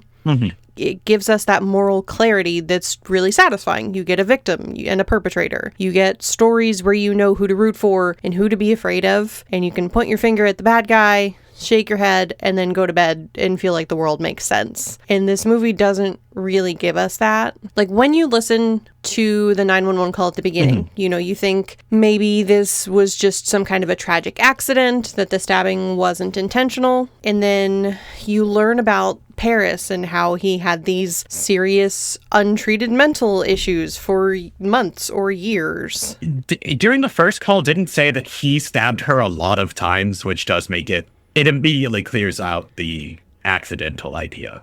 No, I mean, not accidental, like he didn't mean to stab her, but like accidental, I guess, in what he was saying, you know, that he hallucinated that she was a demon or something like that. I consider that accidental. Okay, but that was also only in the second call. In the first call, they didn't have the demon part, which... No, but he did say something about it being an accident or that he didn't mean to, something like that. He did say I didn't mean to, I'm pretty sure. Yeah. But who doesn't say that, right? Yeah. Yeah, I don't consume a lot of true crime, so I'm not sure how much flipping the narrative would be uncomfortable, but I do take your word for it, since you do consume true crime. Well, I think not even just in true crime, but like something that I've talked about, like even on the show already in the last couple of episodes, is that as an audience, we're most comfortable when there are clear good guys and bad guys. And any time that you get into gray areas, it can be uncomfortable. It can make people unsure about how they feel about things. Can point to the most recent Star Wars trilogy for an example that pissed a lot of people off until they solved it by making everything black and white at the end, because God forbid there's any nuance. God forbid. Yeah, we can't have that. People don't tend to like nuance. People don't tend to like having to think past a surface level, and especially not in their entertainment, right? Yeah. The directors did a good job of just giving us a story instead of giving us necessarily what to think. Again, as we talked about earlier, they definitely colored it in Paris's direction for a lot of the early information we got, but they muddied the waters as they progressed. And I think that if they had presented all of the information up front, the waters wouldn't really be there to muddy. We would start off with a preformed opinion. To an extent, yeah, but I also think that, like, the perspective that the documentary takes isn't that different from, like, what you would have gotten from the news when the crime happened. Does that make sense? Like, more on the story as it develops, right? We have a dead girl, and it seems her brother did it. Exactly. And then over time, while we dug into it, yeah, no, it does flow like a news broadcast. Yeah, it kind of follows that sort of a pattern where you're finding out information as you go, you're getting more facts and more nuance, and a lot of times that nuance just gets left out because people have moved on by the time that kind of thing comes out, by the time we're really getting the full story. I don't know how completely out of pocket this is for me to say, but a lot of true crime content is consumed by women, and a lot of us watch it because we like to feel safe. And so we like to see a good guy, we like to see a bad guy, we like to study the bad guy, we like to think that we'd be able to identify the bad guy, and then we like to see the bad guy brought to justice. And that makes us feel like we're safer in the world. I think that's what's behind a lot of it. And this movie doesn't really give you that, because it's like, well, here's this bad guy. He's really complicated. Here are these good guys. They're also really complicated. Are they even good? Yeah. Yeah, nobody's great. Because you get all this stuff with Paris, and then you think Charity is going to be this grieving mother archetype who won't believe that her child could do any wrong. But then she starts talking about her heroin addiction and her relapse and the complicated feelings that she has about Paris. And that muddies the waters. And then you think, okay, well, maybe the grandmother, she's the solid one who has to like step in to pick up Charity's slack while she was off doing drugs and being irresponsible. And instead she has a replacement family and maybe killed her husband and is like flirting with the camera about killing her husband. Kyla comes in, she opens her mouth, and she's not really the portrait of stability. And so what you're left with is this kind of uncomfortable truth where, like, there are no heroes here. There's just a lot of really flawed people who are carrying this trauma around like family heirlooms. And something that I imagine we're going to come back to kind of in the show as a whole is that life is complicated and there aren't always clear good guys and bad guys. I mean, they so rarely are. I see this family as just being like, oops, all generational trauma, and everyone kind of sucks. I definitely agree that everyone kind of sucks here. Did we get Kyla's generational trauma? She married this rich man, and then he died like 3 days later. Yeah, she had her own substance abuse issues she was dealing with. There's a whole other movie we could do in that, basically. Probably. But to paraphrase my favorite movie that I'm betting you haven't seen, if they were an ice cream flavor, they'd be pralines and guilt. Is that Hellraiser? No, that's Wayne's World. I thought Wayne's World was an SNL skit. It was, and then they made it into a movie. Oh. And then they made a sequel. Neat times two. So the first thing that we have to talk about is Paris, obviously. Yeah. So I'm going to go against the grain here and say that I really, really have a problem with the way that he's framed as a human being, not like framed in a criminal sense. Yeah. Not necessarily within the film, which I think does a fine job, but in a lot of the commentary around it that I saw, there's this narrative that Paris is just a monster. Thank God he's locked away forever, and maybe we should have gone ahead and executed him. Lots of people have strong opinions.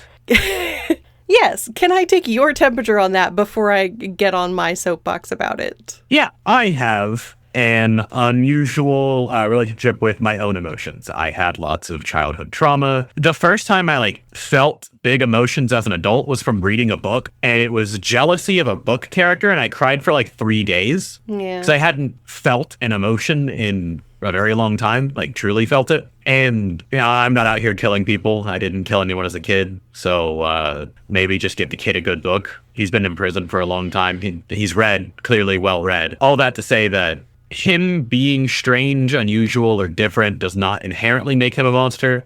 Him having done an action does not inherently make him a monster. I believe when we were talking before, I did state that I think the word monster is overused. It doesn't really apply here. Absolutely, yeah. I'm personally uncomfy, but actually, I'm going to get on my soapbox for a second, if you don't mind. That's what you're here for. I have a fairly strong set of personal morals that are more or less along the lines of everyone can do good and you should treat people like they can. Now, it's a hard thing to practice all of the time. There are people that I do not like and really don't want to tolerate being around. Yeah. I don't think that I would personally want to be around Paris much. And I think that's fine. Something we need to be more okay with as a culture is not liking someone's beliefs or even their actions, but recognizing that they have a right to exist and to live a free life to whatever extent that they're not hurting anyone. What I would want is like, you familiar with Dave's bread? Yeah, Dave's Killer Bread? Yeah. I've had so many loaves of Dave's Killer Bread, but Dave's Killer Bread focuses on inmates and employing them because it's hard to find employment as an ex-con. While I wouldn't necessarily want to deal with Paris myself or regularly, I would very much like to be in a position like Dave's Killer Bread to try to help someone do that good, even if I'm personally not comfortable. Because I think everyone deserves a chance to live, be normal, try things out, no matter, well, I won't say no matter. There are lines that I am not okay with. But outside of a very short list of actions, I believe that everyone should have an opportunity to, I won't say repent because that's really religious, but I'll say compensate, recover, hopefully help the community around them, build back better kind of thing. That's my soapbox, is my personal morals. And they apply to Paris here, even though I would be uncomfortable.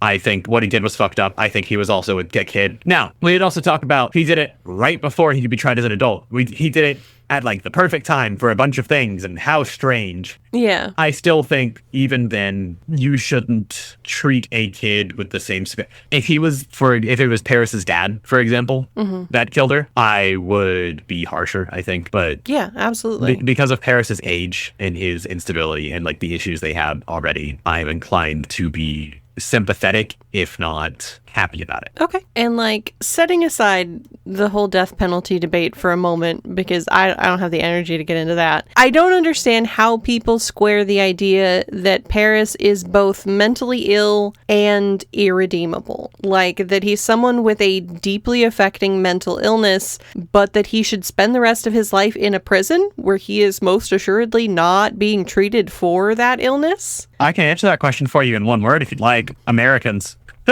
Yeah. Because it's not an opinion that's widely held elsewhere in the world. It's because of the American mindset of there is both something wrong with them and they need help, and that help is best delivered by putting them in a hole forever. Yeah. Because then I don't have to see it and I'm not uncomfortable. Exactly. But somehow we're supposed to acknowledge that he's sick, but also he's a monster, and the best solution is to stick him in a cage for 40 years and call it a day. Which to me doesn't sound so much like justice as superstition with better lighting, like he's some kind of a werewolf. I don't know. I agree with your take, but also I will say that justice in the United States, I had a fun conversation with your husband about this. I bet. Where definitional justice in the United States doesn't hit the definition of justice. Here we go. The 3 pillars of the criminal justice system in America. Making sure things are even or handled well is not part of the justice system. The justice system is not punitive and not rehabilitative, nor does it provide recompense. Yeah. The goal is to punish someone until the person who was wronged feels that person's been punished enough, not until they've been made whole on either side. And yes, I think the werewolf thing is great. I love the metaphor. It's just superstition. Fantastic. Excellent. We don't care about justice. Justice in the United States is not the word justice. Yeah. It is just punishment so that you ignore it. Yeah, it's not really the criminal justice system so much as it is just like the criminal legal system, the carceral system. Yeah, that's good. It's not about justice at all, really. No. But in this context, it really speaks to the ways that we stigmatize mental health. And that's something that bothers me about the way that this case is discussed in a lot of the places that I saw. And to be clear, I'm not excusing what he did. I'm not pretending like he didn't commit a crime. But I'm asking, when did we decide that empathy and accountability are mutually exclusive? I think people like to play forensic bingo with hindsight, like, oh, what books was he reading, or what video games did he play, or did he ever act out by being rough with his sister? Yeah, that's so dumb. But they're not asking the real questions, which are like, what was his mental health like? I think that the people asking these questions either truly believe or believe because it makes them feel better that these questions are indicators of what his mental health was like. They can wrap themselves up in a security blanket of, well, I don't do those things. When in reality, like it's a different experience for everyone, no matter what the experience is. Yeah. Watching a movie is a different experience. I mean, that's why we're able to talk about this, right? Playing a game is a different experience. Reading a book is a different experience. Going outside and looking at the same tree will be a different experience for two different people. Yeah.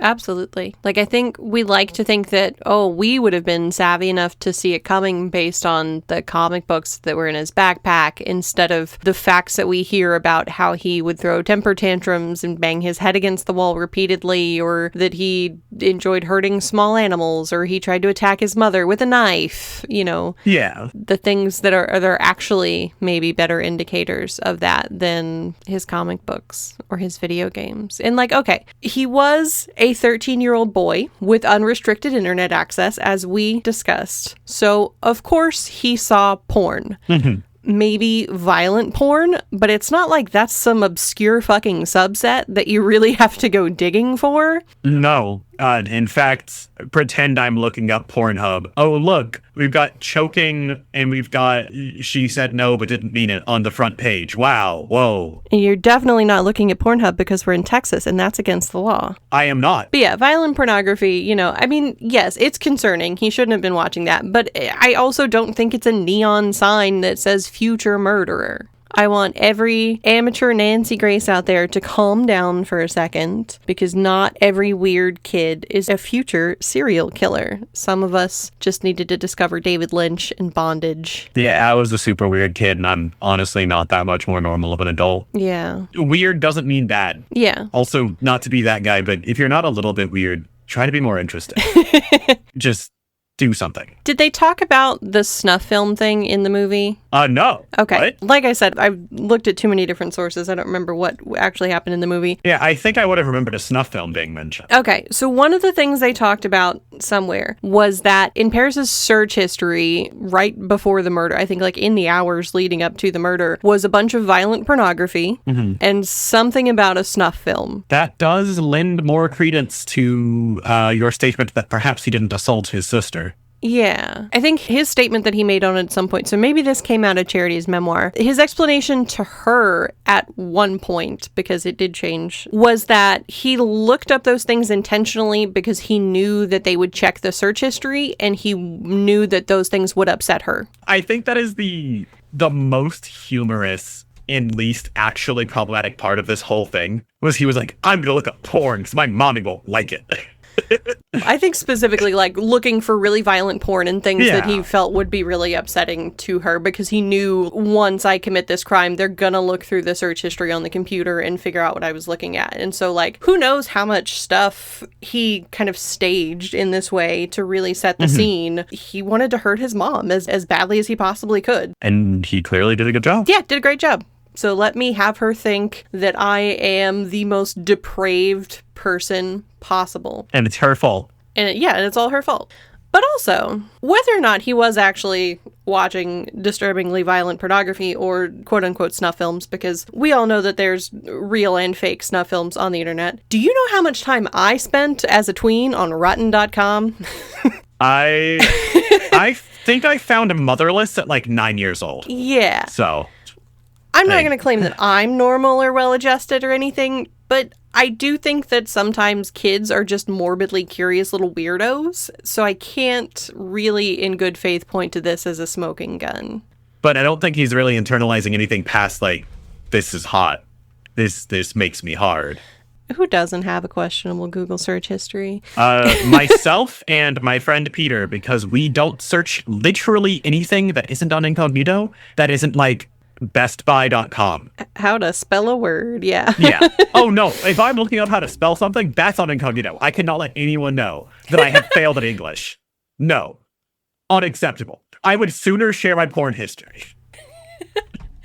I don't need anybody to know that I have not been able to spell bureaucracy in the last 20 years. Bureaucracy is French loan words are fuck-ass words. Fuck the French. You can keep that in. But yeah, my point is there's a difference between recognizing warning signs and just kind of projecting our need for a clean narrative onto a messy reality. Mm-hmm. And again, I promise I'm not trying to be a Paris apologist. Obviously, he was guilty. He's admitted to his crimes. I have no problem with going along with that. But I do think that there's this instinct a lot of times with true crime content to really sensationalize and grab onto these innocuous little details to point to as signs when there do seem to have been much better indicators of problems available in this situation. Yeah, like, oh man, he played Grand Theft Auto. He charged his mother with a knife. He read the Watchmen comic book series, which was publicly available. Well, his mother was told that he had homicidal tendencies and needed to be treated. But it was probably the Watchmen. Yeah, it was definitely that. I feel like maybe we should be asking the harder questions, like what kind of suffering goes unnoticed until it explodes into something like this. I'm going to get back on my soapbox and say that we should also look at what kinds of community support, material, and judgment-free areas are available for people who are concerned, feel unsafe, or just have questions. Like, I have a younger sister, and though it is kind of uncomfortable for me, I've told her, like, if anything comes up, if you're high, if you're drunk, if you do anything stupid, if you don't know what's going on, you can call me. I will do my best to help you out. And if it's uncomfortable and sucks a lot, we can sort it out later. I will help you first. And then we can be displeased. Yeah. I didn't have that. And I think most people don't have that don't have an older sibling that had a shit life, you know? Yeah, definitely. And so there are places, the Netherlands? There are Probably places that I've heard about that have like workshops like that. And, you know, it requires a more trusting community. It requires public transit or a way for kids to get around. But places where a kid can go and just be like, I don't understand. Something in between a social work office and your parents. Yeah. And we should expand social work. That's my thought there. Yeah. I think there's a bit of distancing. I'm reading a lot into this. This is a lot of speculation.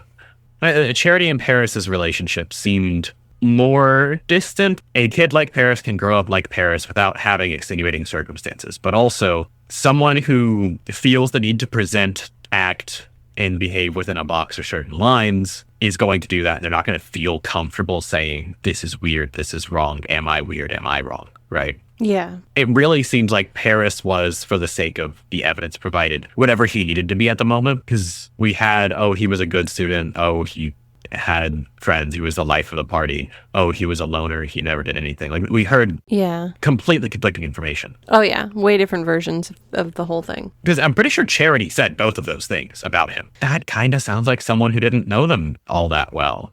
I'm gonna tangent slightly, but I recently heard, it was fictional, but I heard a eulogy that was like, this guy's bread sucked. He was a shit-ass baker. He never learned how to do anything better. I'm gonna miss having his bread. And you know, it's honest, it's blunt, and I feel like a post-mortem that isn't in that vein is kind of disingenuous. So ascribing different traits to someone and ascribing conflicting traits to someone, it feels like someone that didn't know that person all that well. And people aren't necessarily one way. I think there's ways for you to describe somebody to make them sound good and kind of glossing over, leaving out some of their flaws. And then there's ways that you can just pick out the bad parts and make them seem like a bad person. And sometimes you flip between the two, depending on what kind of narrative you're trying to give. I have great experience with this with your husband. I love him dearly. I have tried very hard to present him very well to some people, and there are things that you leave out. There are things that I leave out, like certain piles of laundry. It's something we all do, and it's something that we do unconsciously and like maybe emphasize consciously based on the story we want to tell or how we want this other person to view us via our relation or to view the relation. Yeah. It feels weird to state specifically he was the life of the party and he was always alone. Like, that seems weird. There are people that does describe. There are people who prefer to keep to themselves but can do social settings well, right? But that doesn't seem like the vibe that the description was going for. Not necessarily. But I think overall, my point is to agree with what you said earlier. I think it's reductive to paint Paris as a complete monster, and that that viewpoint will factor into many other things that we discuss here shortly. But since we are kind of in that area already, I would like to warn our listeners that we're about to get into really heavy bias territory, at least for me specifically, because I am so inherently distrustful of mothers. Not just Okay. in true crime, but really in general. I understand that's entirely a me problem, but, that's what we're doing here. But you can rest assured that if there's a mother involved, shit immediately gets emotionally complicated for me. So this movie was double stacked with issues, really. Not to mention, funnily enough, Charity is almost exactly the same age as my own single mother with bad taste in men and hobbies. Paris is just a couple of years younger than me. And of course, I also have a sibling who is around 10 years my junior. So there's definitely a lot going on personally for me with this situation. Yeah.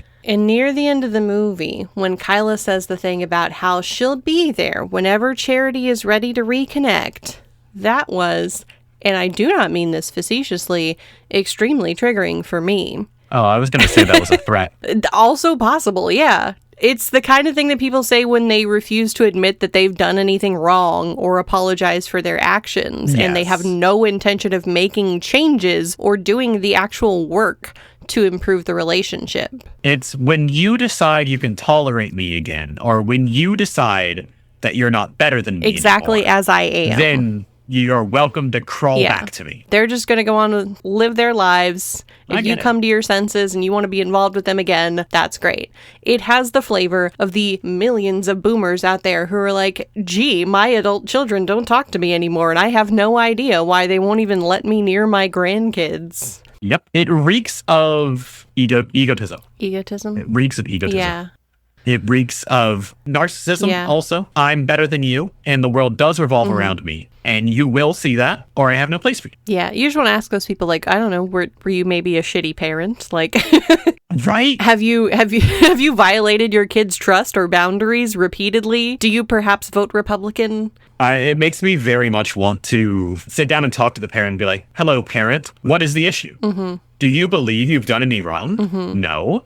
How interesting. And then have a talk with the kid later, and by the time it's over, we're getting ice cream because I can't believe they treated you like that. Yeah. And of course, you're the only one who remembers it, because the parent never remembers the wrong thing done. I don't think that people should beat themselves up over things forever. You won't get better. But you should feel guilty for a bit. You should feel bad. You should remember the bad you did. Acknowledge it. Yeah. You should fucking remember it. You should remember that you hit your kid. Yeah.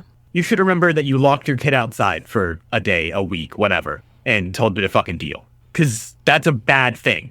They call those the missing reasons. Yeah. It's when the parent claims that it's some kind of a mystery why they're estranged from their adult children. But if you talk to them at all, it becomes very clear that the children have told them why, and that they've completely dismissed it like it never happened or it wasn't important. Yeah. But they get on their little forums and they're like, wow, I have no idea why my kids won't talk to me just because of some things they said that I did when they were kids. How strange. It's a mystery. But the point of that tangent was that I am prefacing this because a lot of, if not all of the sources that I read, talk about Charity as purely a victim of circumstance. She is a mother who suffered an unthinkable loss and turned that pain into advocacy through her foundation, and who strives to be the best mom possible for all of her children. And I want to submit the slightly radical opinion that she can be those things and also have been a very flawed person with mental health issues of her own, largely stemming from her upbringing, that led to her making some kind of shitty parenting and life choices. I think that if that's not your take, you're kind of insane. I think that if your take is Charity, and I want to preface this by saying, again, my personal moral philosophy is that basically everyone is redeemable, and basically everyone deserves to be redeemed or to have that chance. Basically everyone is fine. So long as you're not hurting anyone else, I don't give a shit. But my soapbox aside, I think that if you don't think the heroin addict has fucking problems as a parent, who has mommy and daddy issues, was contemplating suicide, has clear emotional instability and substance issues, was a good parent at all times. No. I mean, I honestly don't even think Charity would claim that about herself. I think she's more self-aware than that. Yeah. I mean, she said as much in the movie. I don't think she said, I was a good parent because of my previous issues, but she did say something along the lines of, I'm human, you know? Yeah. I think that having the number of issues that seemingly were unaddressed that she had is more than, oh, well, I'm just human, but still. You have your flaws, and ascribing to someone, well, they do charity work, so they're good, is not. But we talked about how, like, Paris said that he doesn't think he's insane or anything, and that maybe his perspective is kind of skewed because of how he grew up. But, like, the same could be said for Charity, who was raised by a woman who may or may not have literally gotten away with murder. So, like, how... Absolutely. Wink, wink at the camera. Wink. It's bizarre to me every time I think about it. Winking at the camera. Okay, girl. How skewed was her perspective on that as well? And I think a lot of times when somebody experiences a tragedy, there can be this overcompensation toward whitewashing their lives and avoiding talking about anything that they've done wrong, because again, we want a clear good guy and a bad guy. And the filmmakers acknowledge in interviews that Charity is neither a hero nor a victim and is herself a complicated and difficult subject. But I think sometimes as viewers, we just prefer to have those neat little boxes to fit someone into. She loved her kids. She also made terrible life choices. And both of those things can be true. Yeah. We can feel empathy for her and also acknowledge her flaws. She is at once a grieving mother and a deeply imperfect parent. Yeah. But as we talk about this case, let us not forget, this was a child who committed these crimes. I do feel like that gets lost in some of these conversations that I'm seeing online, especially when you get to the part where he was sentenced to 40 years in prison by the state of Texas. But me and the state of Texas have a lot of issues that we don't have time to get into either. A few things that I feel are reasonably close to being objective fact that we can acknowledge here. Paris was a mentally ill child with a difficult home life. He had a mom who struggled with substance abuse. He had a father who was both absent and mentally unwell, and what sounds like a rocky relationship with his only known grandparent, and very little extended family to speak of. He was also a very intelligent kid who was struggling and had been for a long time, by the sounds of it. And his mother knew about his father's mental illness, knew about many of the troubling behaviors that Paris showed, potentially knew that a psychiatrist had believed he had suicidal and homicidal tendencies, and still chose to not get him treatment and to keep him in her home with her younger child. And that doesn't sit right with me. I'm not a parent, so I know it's a hard thing to judge from the outside. It's not evil behavior on Charity's part, but it absolutely feels like denial to me. The kind of thing that happens when you're already not dealing with your own trauma and you're doing your best to kind of survive. But we can't really act like it's not a choice that had devastating consequences for everybody involved. It does feel like it's, at the very least, unwise decision making. I think we did talk about it seeming like denial and it seeming silly, but wait, you might know more about this than I would. But this just crossed my mind. So CPS was called on my mother 4 times, give or take. Why the fuck wasn't CPS called whenever she took him home from the mental institution? And if they were, why wasn't it a bigger deal? Like, I know mental health didn't exist before 2018, but still. What the fuck? And genuinely, I have absolutely no idea. In none of the sources that I read was anything ever mentioned about CPS being called. I don't know how much of that is money related.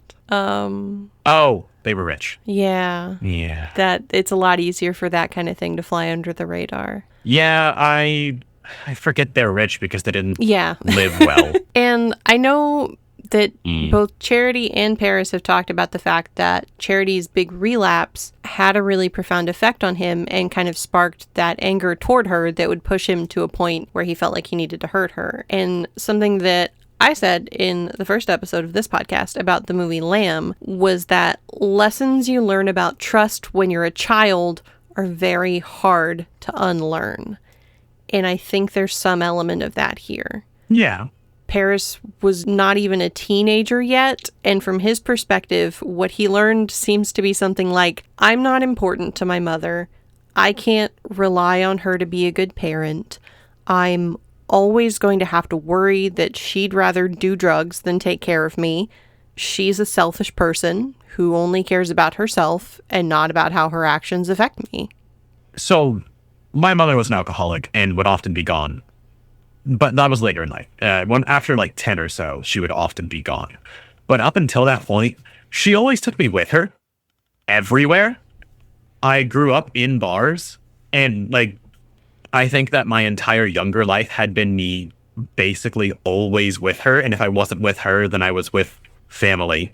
I am not advocating for this, but I think that if she had just taken Paris with her, so long as the environment was moderately safe, he would have had a very different opinion. He would feel less like he was ignored and not trusted, and more like, this is just mom's time.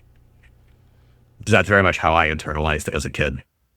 Like one of my earliest memories is going with my mom to someone's house who, in retrospect, I think was probably her dealer. He was this nice guy. His name was Jay. He had an afro. He had this really sweet Rottweiler. I don't remember his name. Nice. They went into another room to do something, and I got to hang out in the living room with the dog and watch a movie. Oh, yeah. Yeah. So, like, there were a lot of experiences like that in my childhood that, like, in retrospect, I shouldn't have been there. I don't know how I would have felt if I had just been left at home for that. My very first memory of my mom not taking me with her, she drove away from me. I was like, oh, she's going to die in a car accident. That was my first and only thought. And then I spent my entire night thinking, well, my mom is dead. And I think that if you have thoughts like that, completely unrelated, I have been diagnosed with anxiety as an adult. Wonder. Yeah. Go figure. Shocker, that one.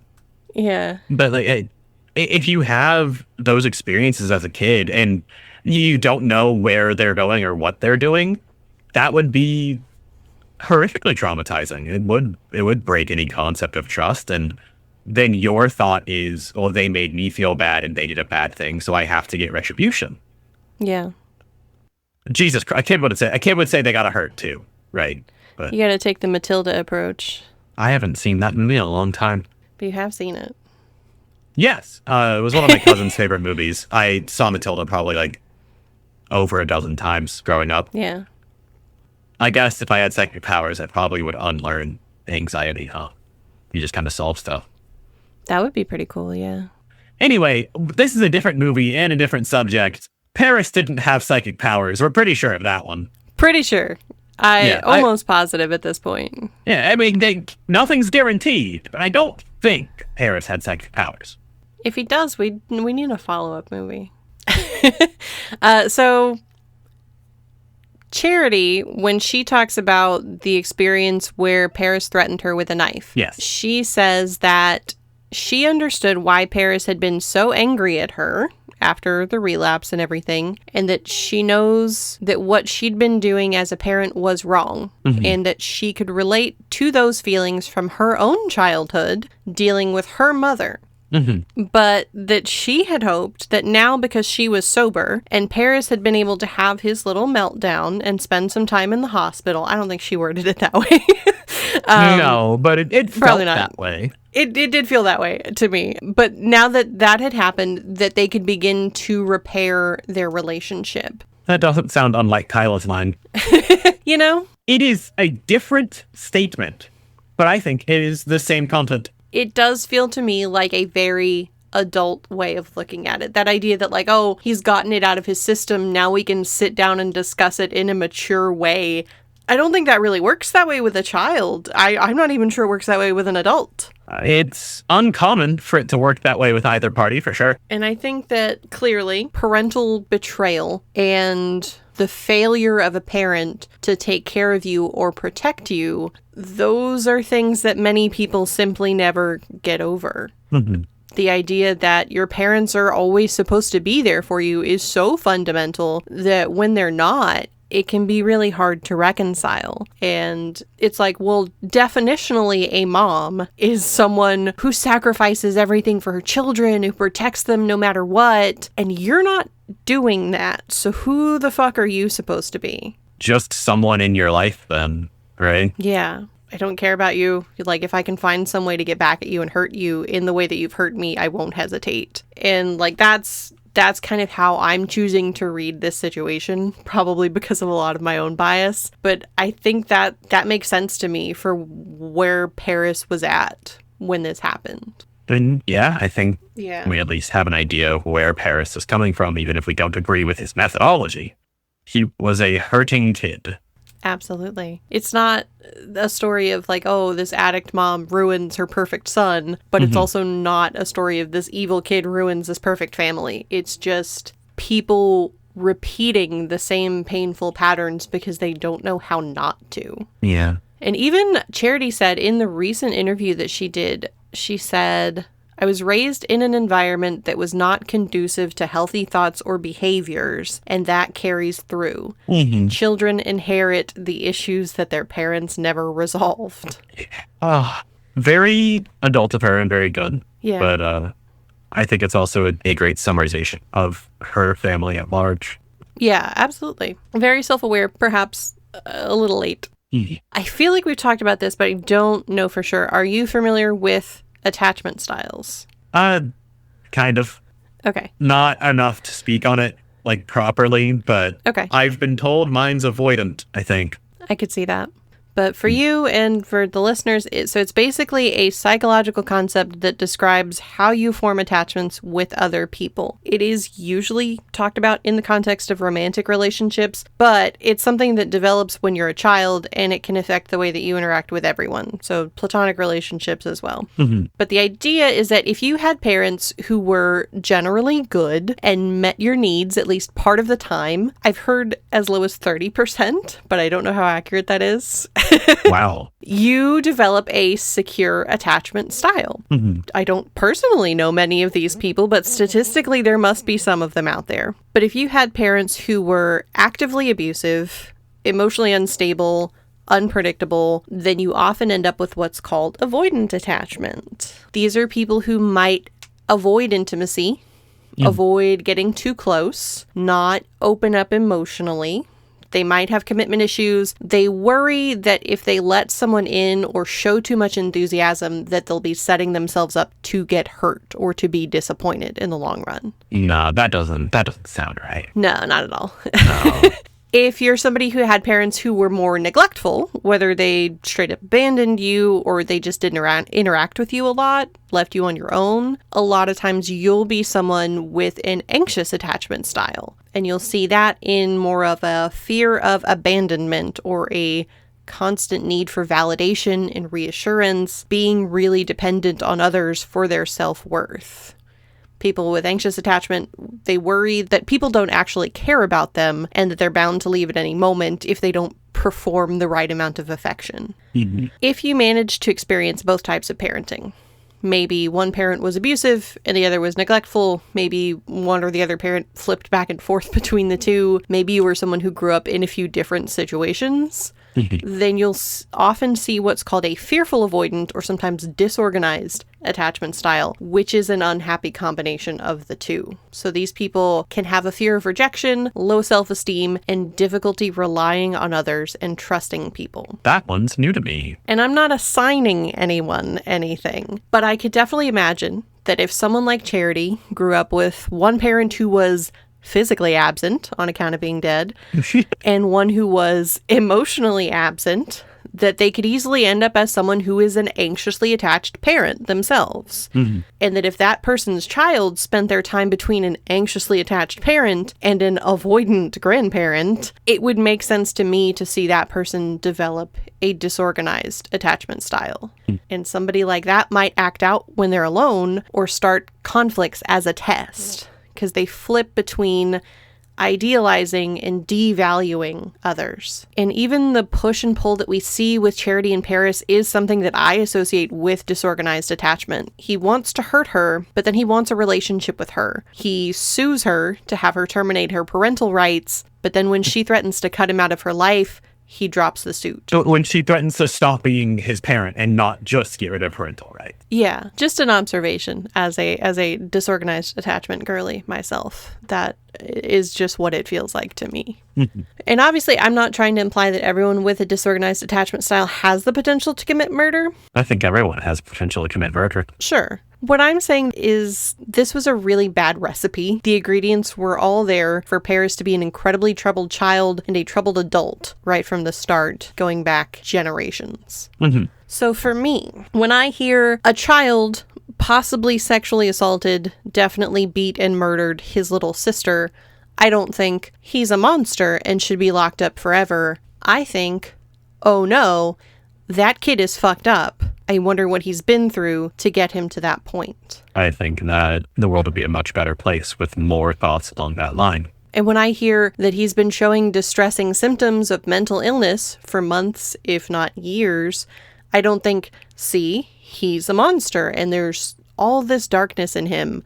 I think, why is no one helping him? I'm not an expert in psychopathology. My understanding is that children generally don't commit heinous acts of violence when they have otherwise stellar home lives and mental health. Mm-hmm. I have no reason to suggest that Paris was abused in any way, but clearly something was affecting him negatively, even if we want to accept the idea that he just woke up one day and chose violence. It seems pretty clear that that day wasn't the first time it happened. Not individually and not familially. But the system didn't step in to help. It just kind of locked him away. And even when Charity talks about the thing where Paris allegedly tried to stab her or whatever, she says that he gave up the knife easily, that he ran away, and that he was crying the whole time. Which sounds like someone confused by their own actions. Exactly. It sounds to me like somebody who's really overwhelmed and pushed to a breaking point because he doesn't know how to handle all the things that he's feeling. Yeah. Based on everything we've heard about Charity and Kyla, I don't know that there were really any good examples for him of how to handle big feelings. They don't seem like people who handle big feelings well. No, they seem like people who throw them into something.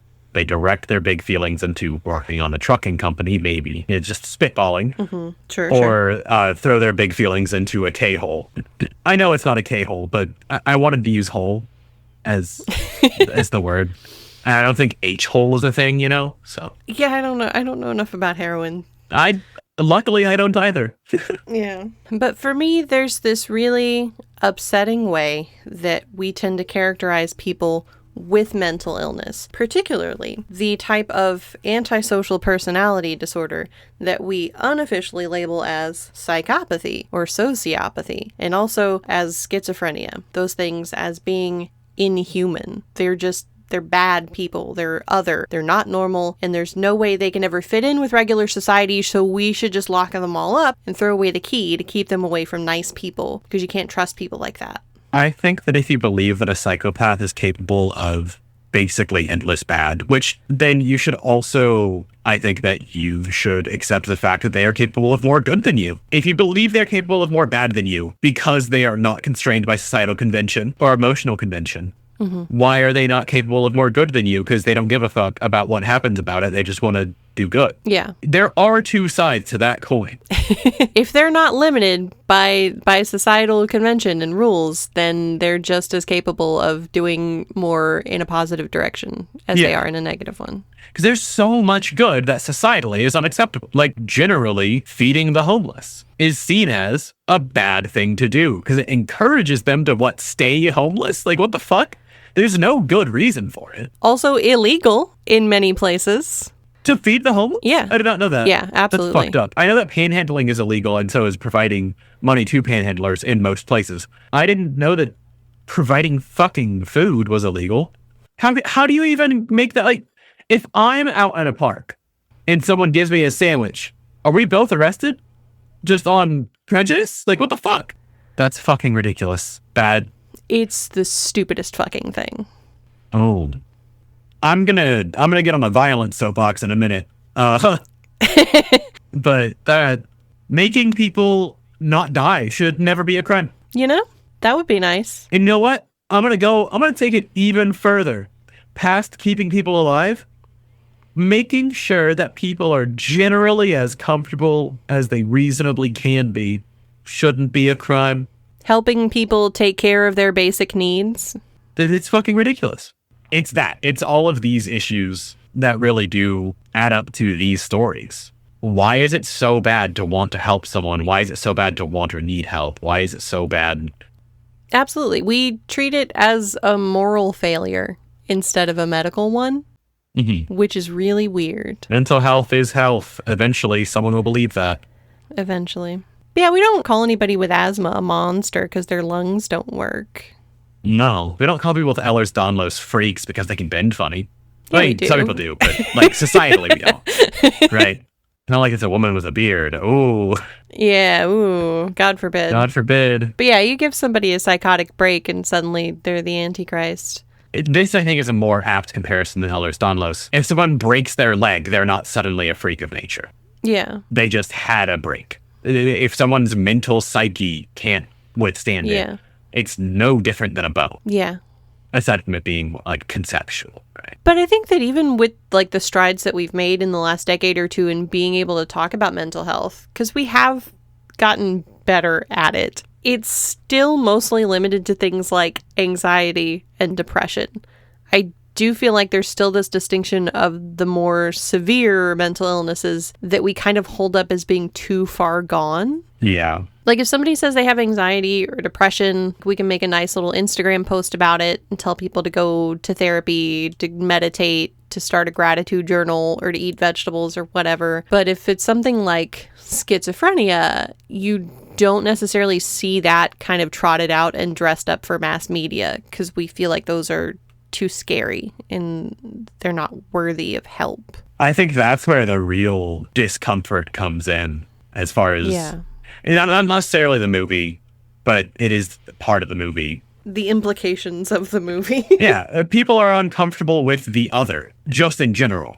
Yeah. Most people in most groups that are segmented, marginalized, very likely to be ready and willing to openly accept something that's strange. Like, there's a reason that minority communities tended to be much safer for LGBTQ people than white communities, right? Right.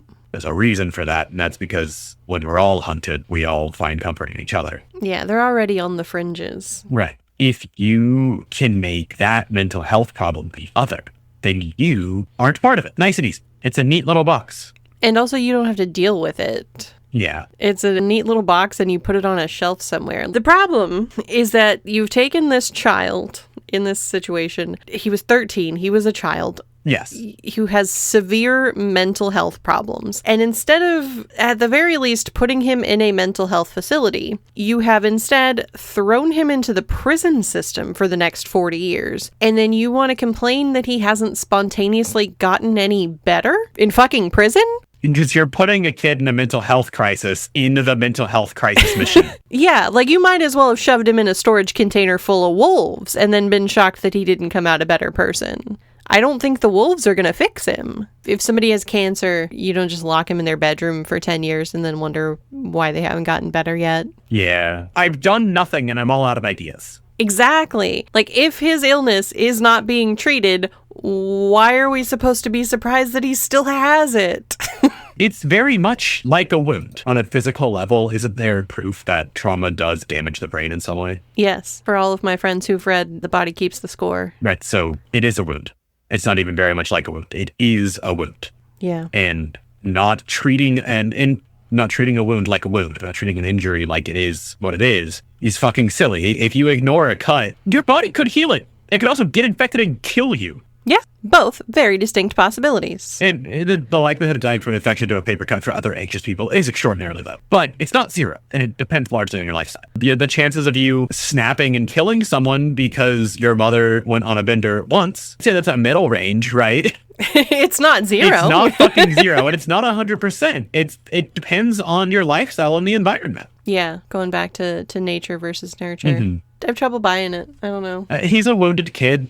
And I don't like what he did. I have no sympathy for what he did, but I have sympathy for the kid who was not noticed. Yeah. And when he was noticed, was ignored. Actually, every time I remember hey, your kid has problems, put him in the fucking hospital. Every time I remember that, I get more upset.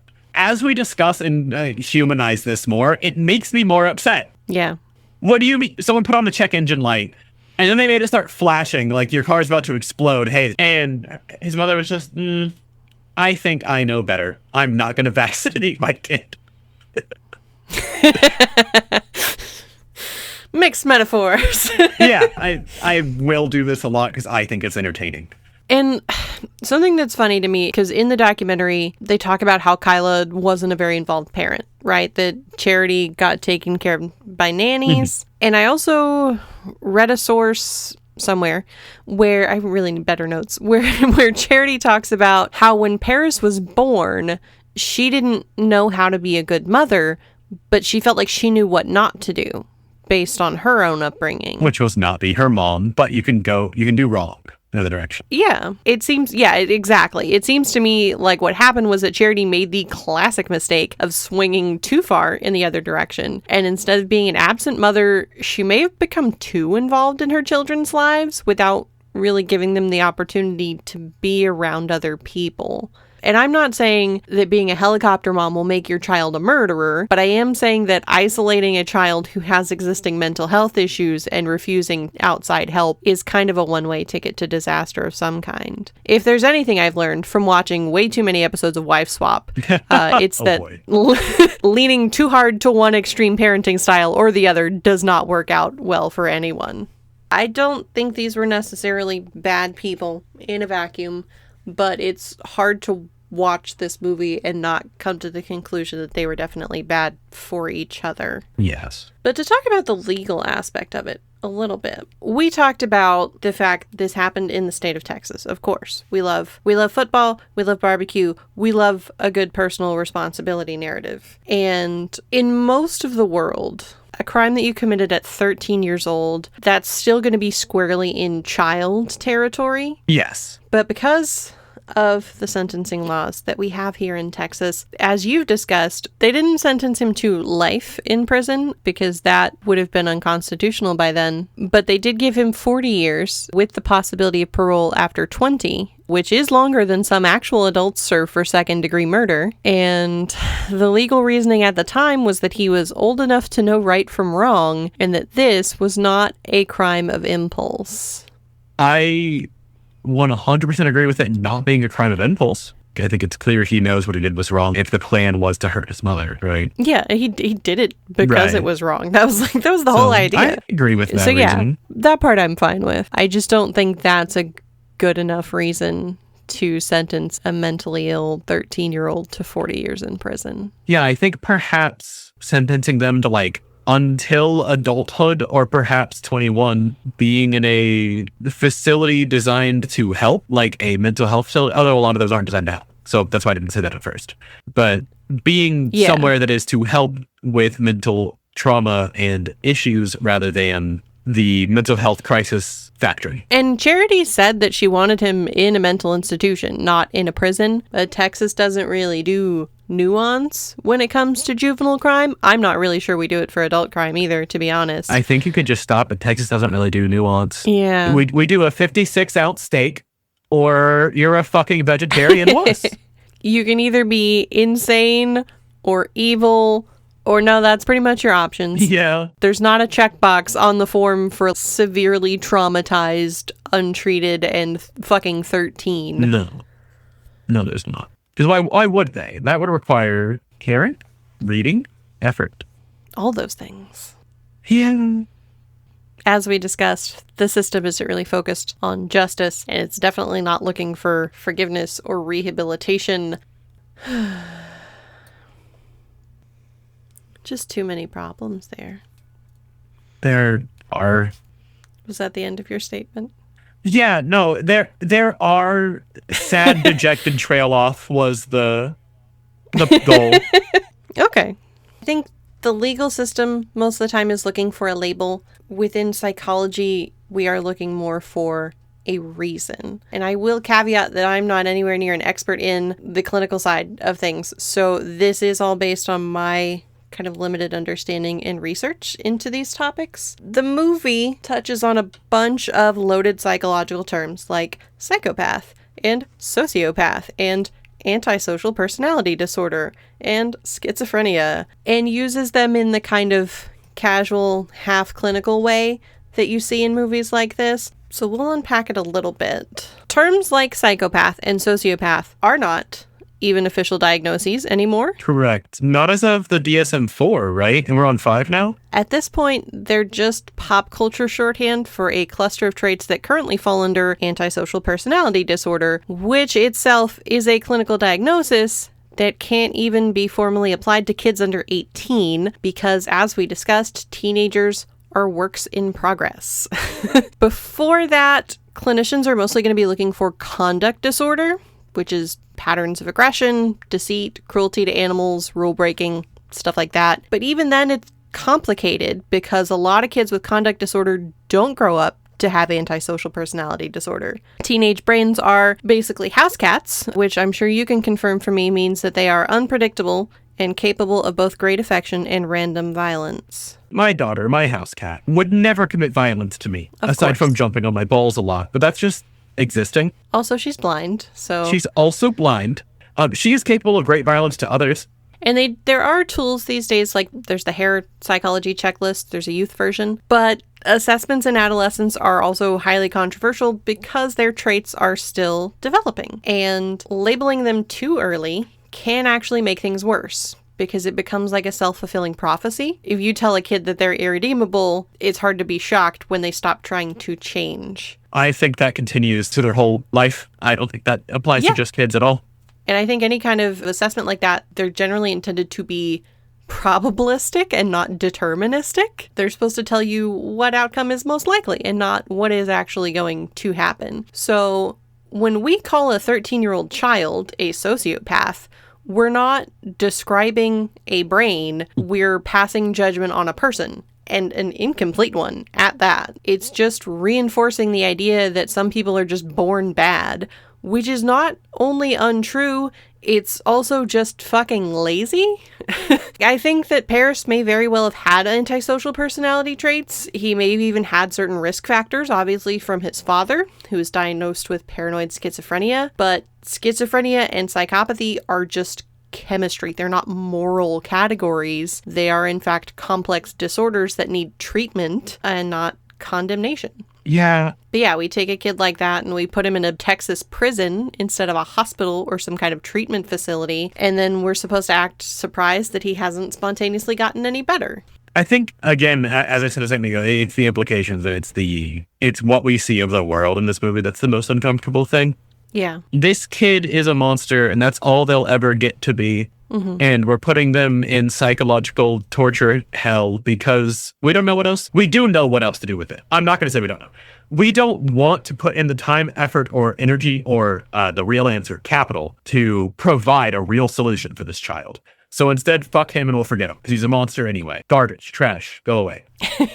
It's disgusting. The last topic that I really wanted to talk about, I don't know how much of this section I'm going to have to cut, but I do want to complain about it to somebody. Yeah, sure. So we're going to take a little detour here and talk about it. I've talked a little bit about the problems that exist within true crime content and the ways in which it can be exploitative and sensationalized. And every time I see one of those Ask Reddit posts that's like, oh, what podcasts have you had to stop listening to? Or which popular podcasts could you not get into? It's weighted super heavily toward true crime shows. Mm-hmm. And it's almost always because of the tone. It's the way that things are handled. I would like to present the thing I'm about to talk about as an example. Okay. In preparing for this episode, I made the mistake of listening to an episode of a true crime podcast that I'd never heard of because they covered this particular case and because it came up first in a Google search, sue me. I'm not going to name the show because I'm just here to talk shit about it, and also because it looks like they haven't put out any new episodes in a couple of years, so leave them alone, I guess. But I immediately hated everything about it. Oh boy. I want to know if you're familiar with this meme that I'm going to send you, and can you read it for the pleasure of our listeners? Okay. Oh my god. Me. Brutally murdered and found dumped on the side of the highway.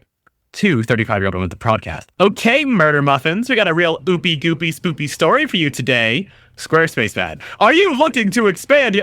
It was basically that. Like, I'm not my even God. kidding. There were multiple obnoxious ads for personal injury lawyers and gambling apps at the beginning, middle, and end. Horrific. But of course, the bigger issue for me was the tone and the way that the case was handled. Firstly, they introduced Paris as an American psychopath, and they repeatedly refer to his crime by the overly technical name of sororicide. Oh my god.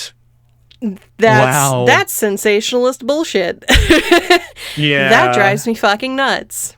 That's just elitist. They say that they're going to bring to light some of the psychological aspects of the crime. Which they don't, I assume. they do not do this.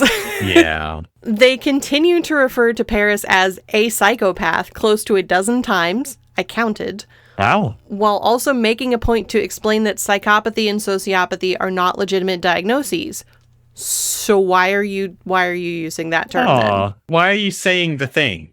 The first thing they do is they spend 2 minutes giving background describing Abilene as an idyllic small town in Texas with tons Hey. of cute and fun things to do. Nope. I mean, there are things. I'm sure I could get ice cream in Abilene. Yeah, that's cute and idyllic. Yeah. So, like, for one, no. But more importantly, why does this matter? Would this story be less tragic if it took place in Chicago? In a local junkyard, one junk rat stabbed another junk rat. We don't give a shit. More at 11. Yeah, would it somehow be less tragic if you just described Abilene more accurately as a shitty little town full of churches? I don't understand the point of that. And the way they describe everything is just so flowery. I'm going to read you a quote rather than playing a clip because I don't want them on me. Yeah. This tumultuous backdrop forms a crucial part of Charity's journey, shaping her experience and influencing the complexities she would later encounter in life. Charity, possessing considerable intelligence, displayed her academic prowess by graduating from school ahead of schedule. However, despite her initial successes, life took a tumultuous turn as she succumbed to a profound depression, leading her down a dark path of heroin addiction. The use of tumultuous twice Twice. has me thinking it's a thesaurus now. Twice in the space of like 3 sentences. That is too tumultuous for my tastes. It is overwritten to the point of meaninglessness, I would Yes, say. I heavily agree. And I am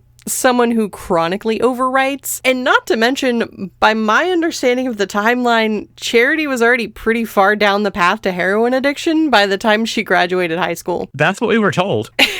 And they bring up the thing that we talked about earlier about how Paris was sometimes seen being rough with Ella in movies. The quote that I've got here says, "Paris was really rough with Ella. One in particular where he had grabbed the 3-year-old Ella by the head and face and shake her pretty vigorously. In fact, one day Ella and Paris were playing and he broke one of her toys.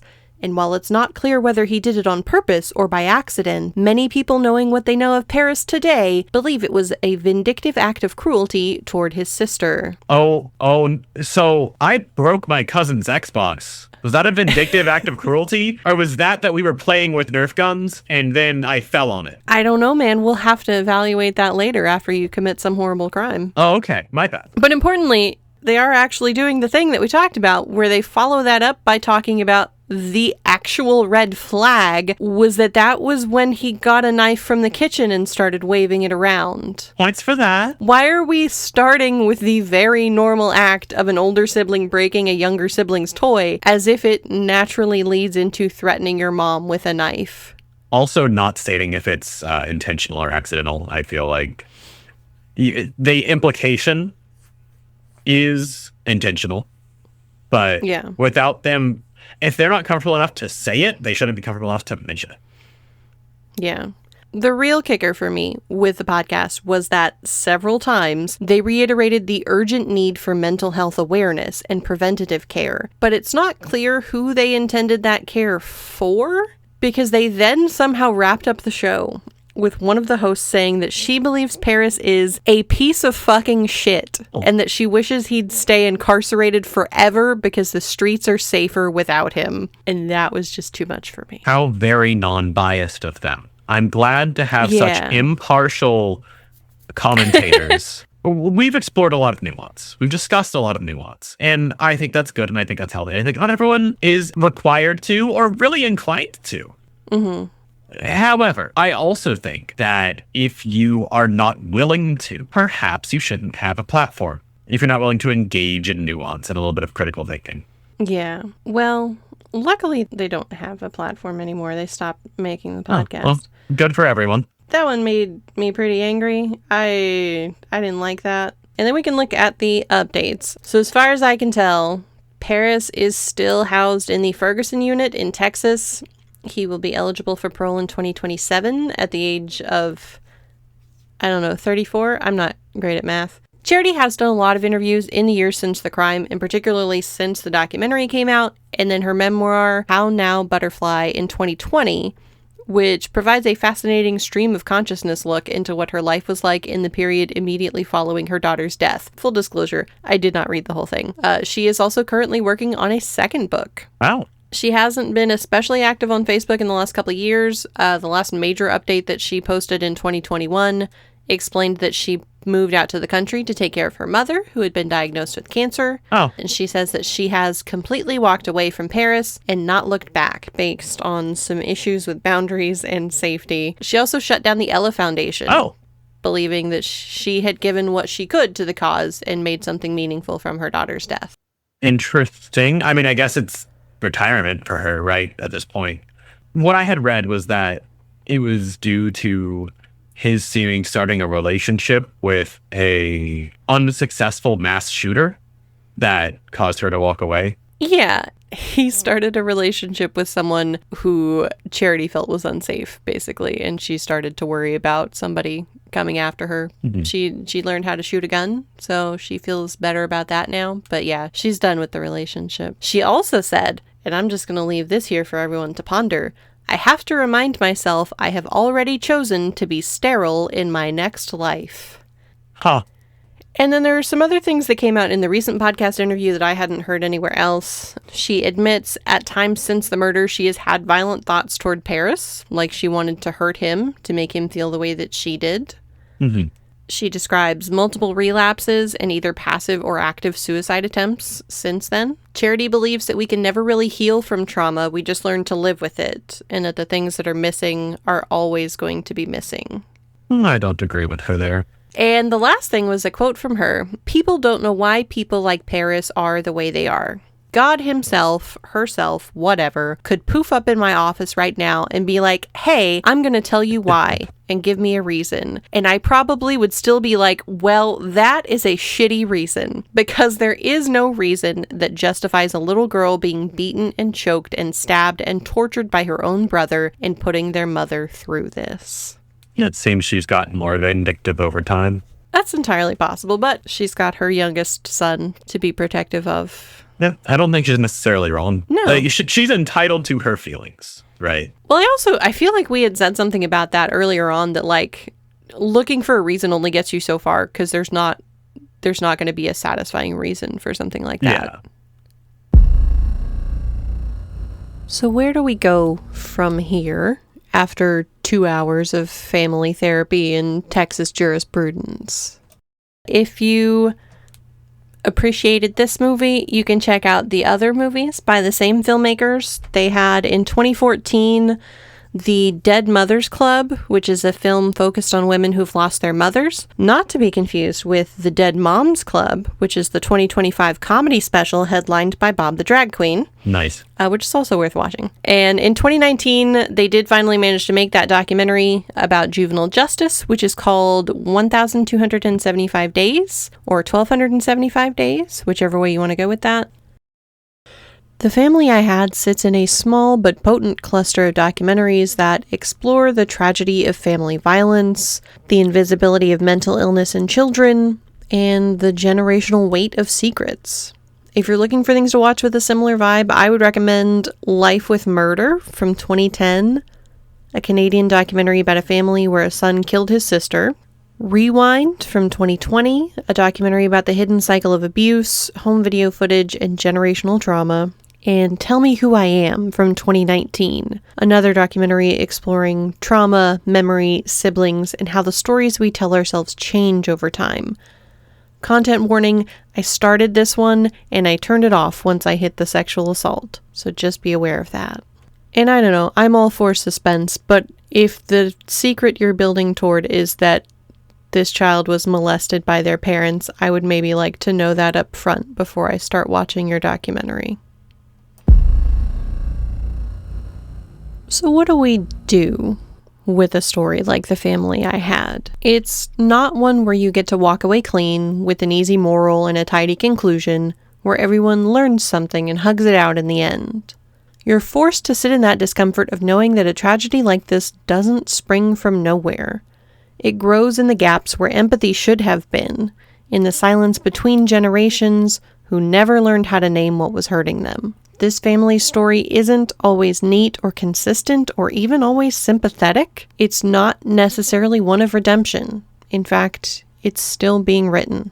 But what I take from it more than anything is that violence doesn't start with monsters. It starts with children who don't know how to hold their pain and adults who were once those children. It's a horrifying story, but also a deeply human one, which is maybe what makes it so hard to look away from.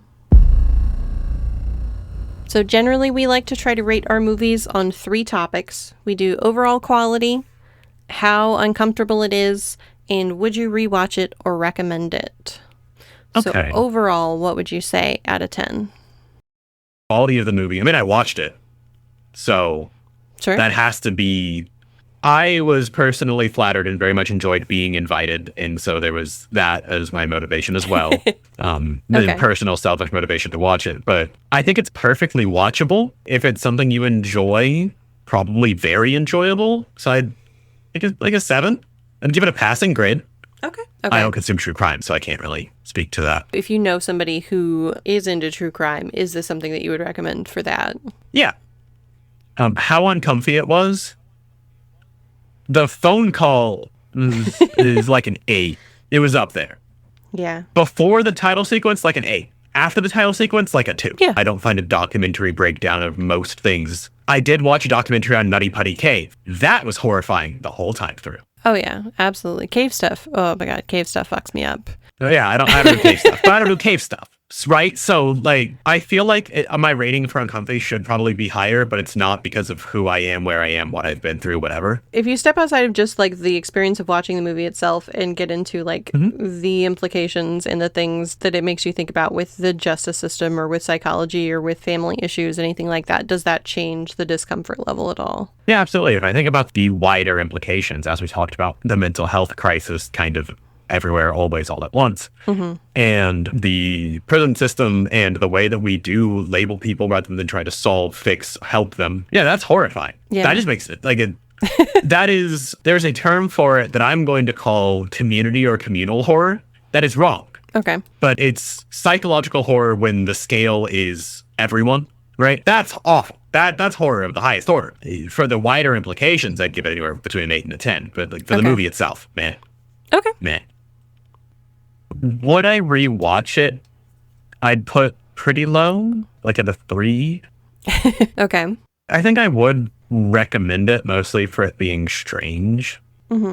I would choose not to recommend it a lot of the time for the upsetting subject matter. Then again, in a general sense. Sure.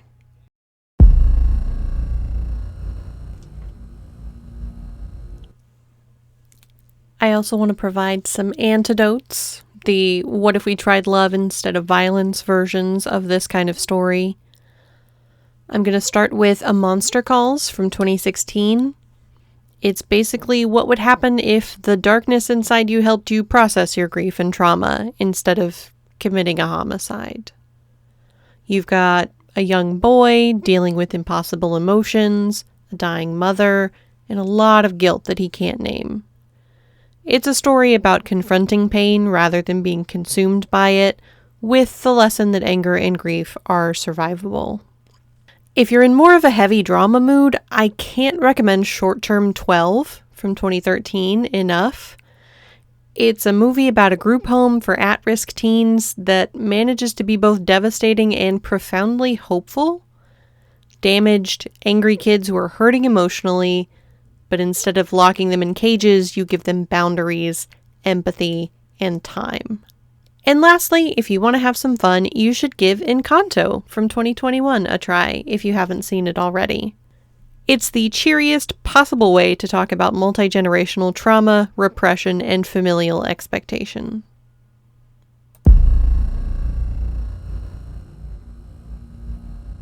And then lastly, is there anything that you're doing that you would like to plug or anything you're enjoying right now that you want to recommend? Everyone should consume the shortest form content of Gundam they can. Gundam is anti-war and pro-mental health disguised in big fuck-off robots, and it's very sexy because there's nothing better than cool war scene. Wow, isn't war cool? And then, like, behind you with a rice paddle, there's a guy just waiting to be like, look at the sad family. Look at the family separated now because war kills people. War is bad. It's awesome. I love it. If you have to pick one thing to watch, I think Thunderbolt is probably, that's two things. It's two movies that actually deals with that because it has lots of good action. Mm-hmm. It's so good. Yeah, I watch on them. Well, my husband just told me that he thinks mourning doves are gray, so I'm going to go yell at him about that. Enjoy. Thank you so much for being here. Thank you for having me. It's been a blast. See ya. Thank you so much for joining us for this edition of Cinematic Discomfort. If you made it through this episode, congratulations. You've done some heavy emotional lifting today. Maybe go watch something that's a little kinder to your nervous system. Hug an animal. Text a loved one.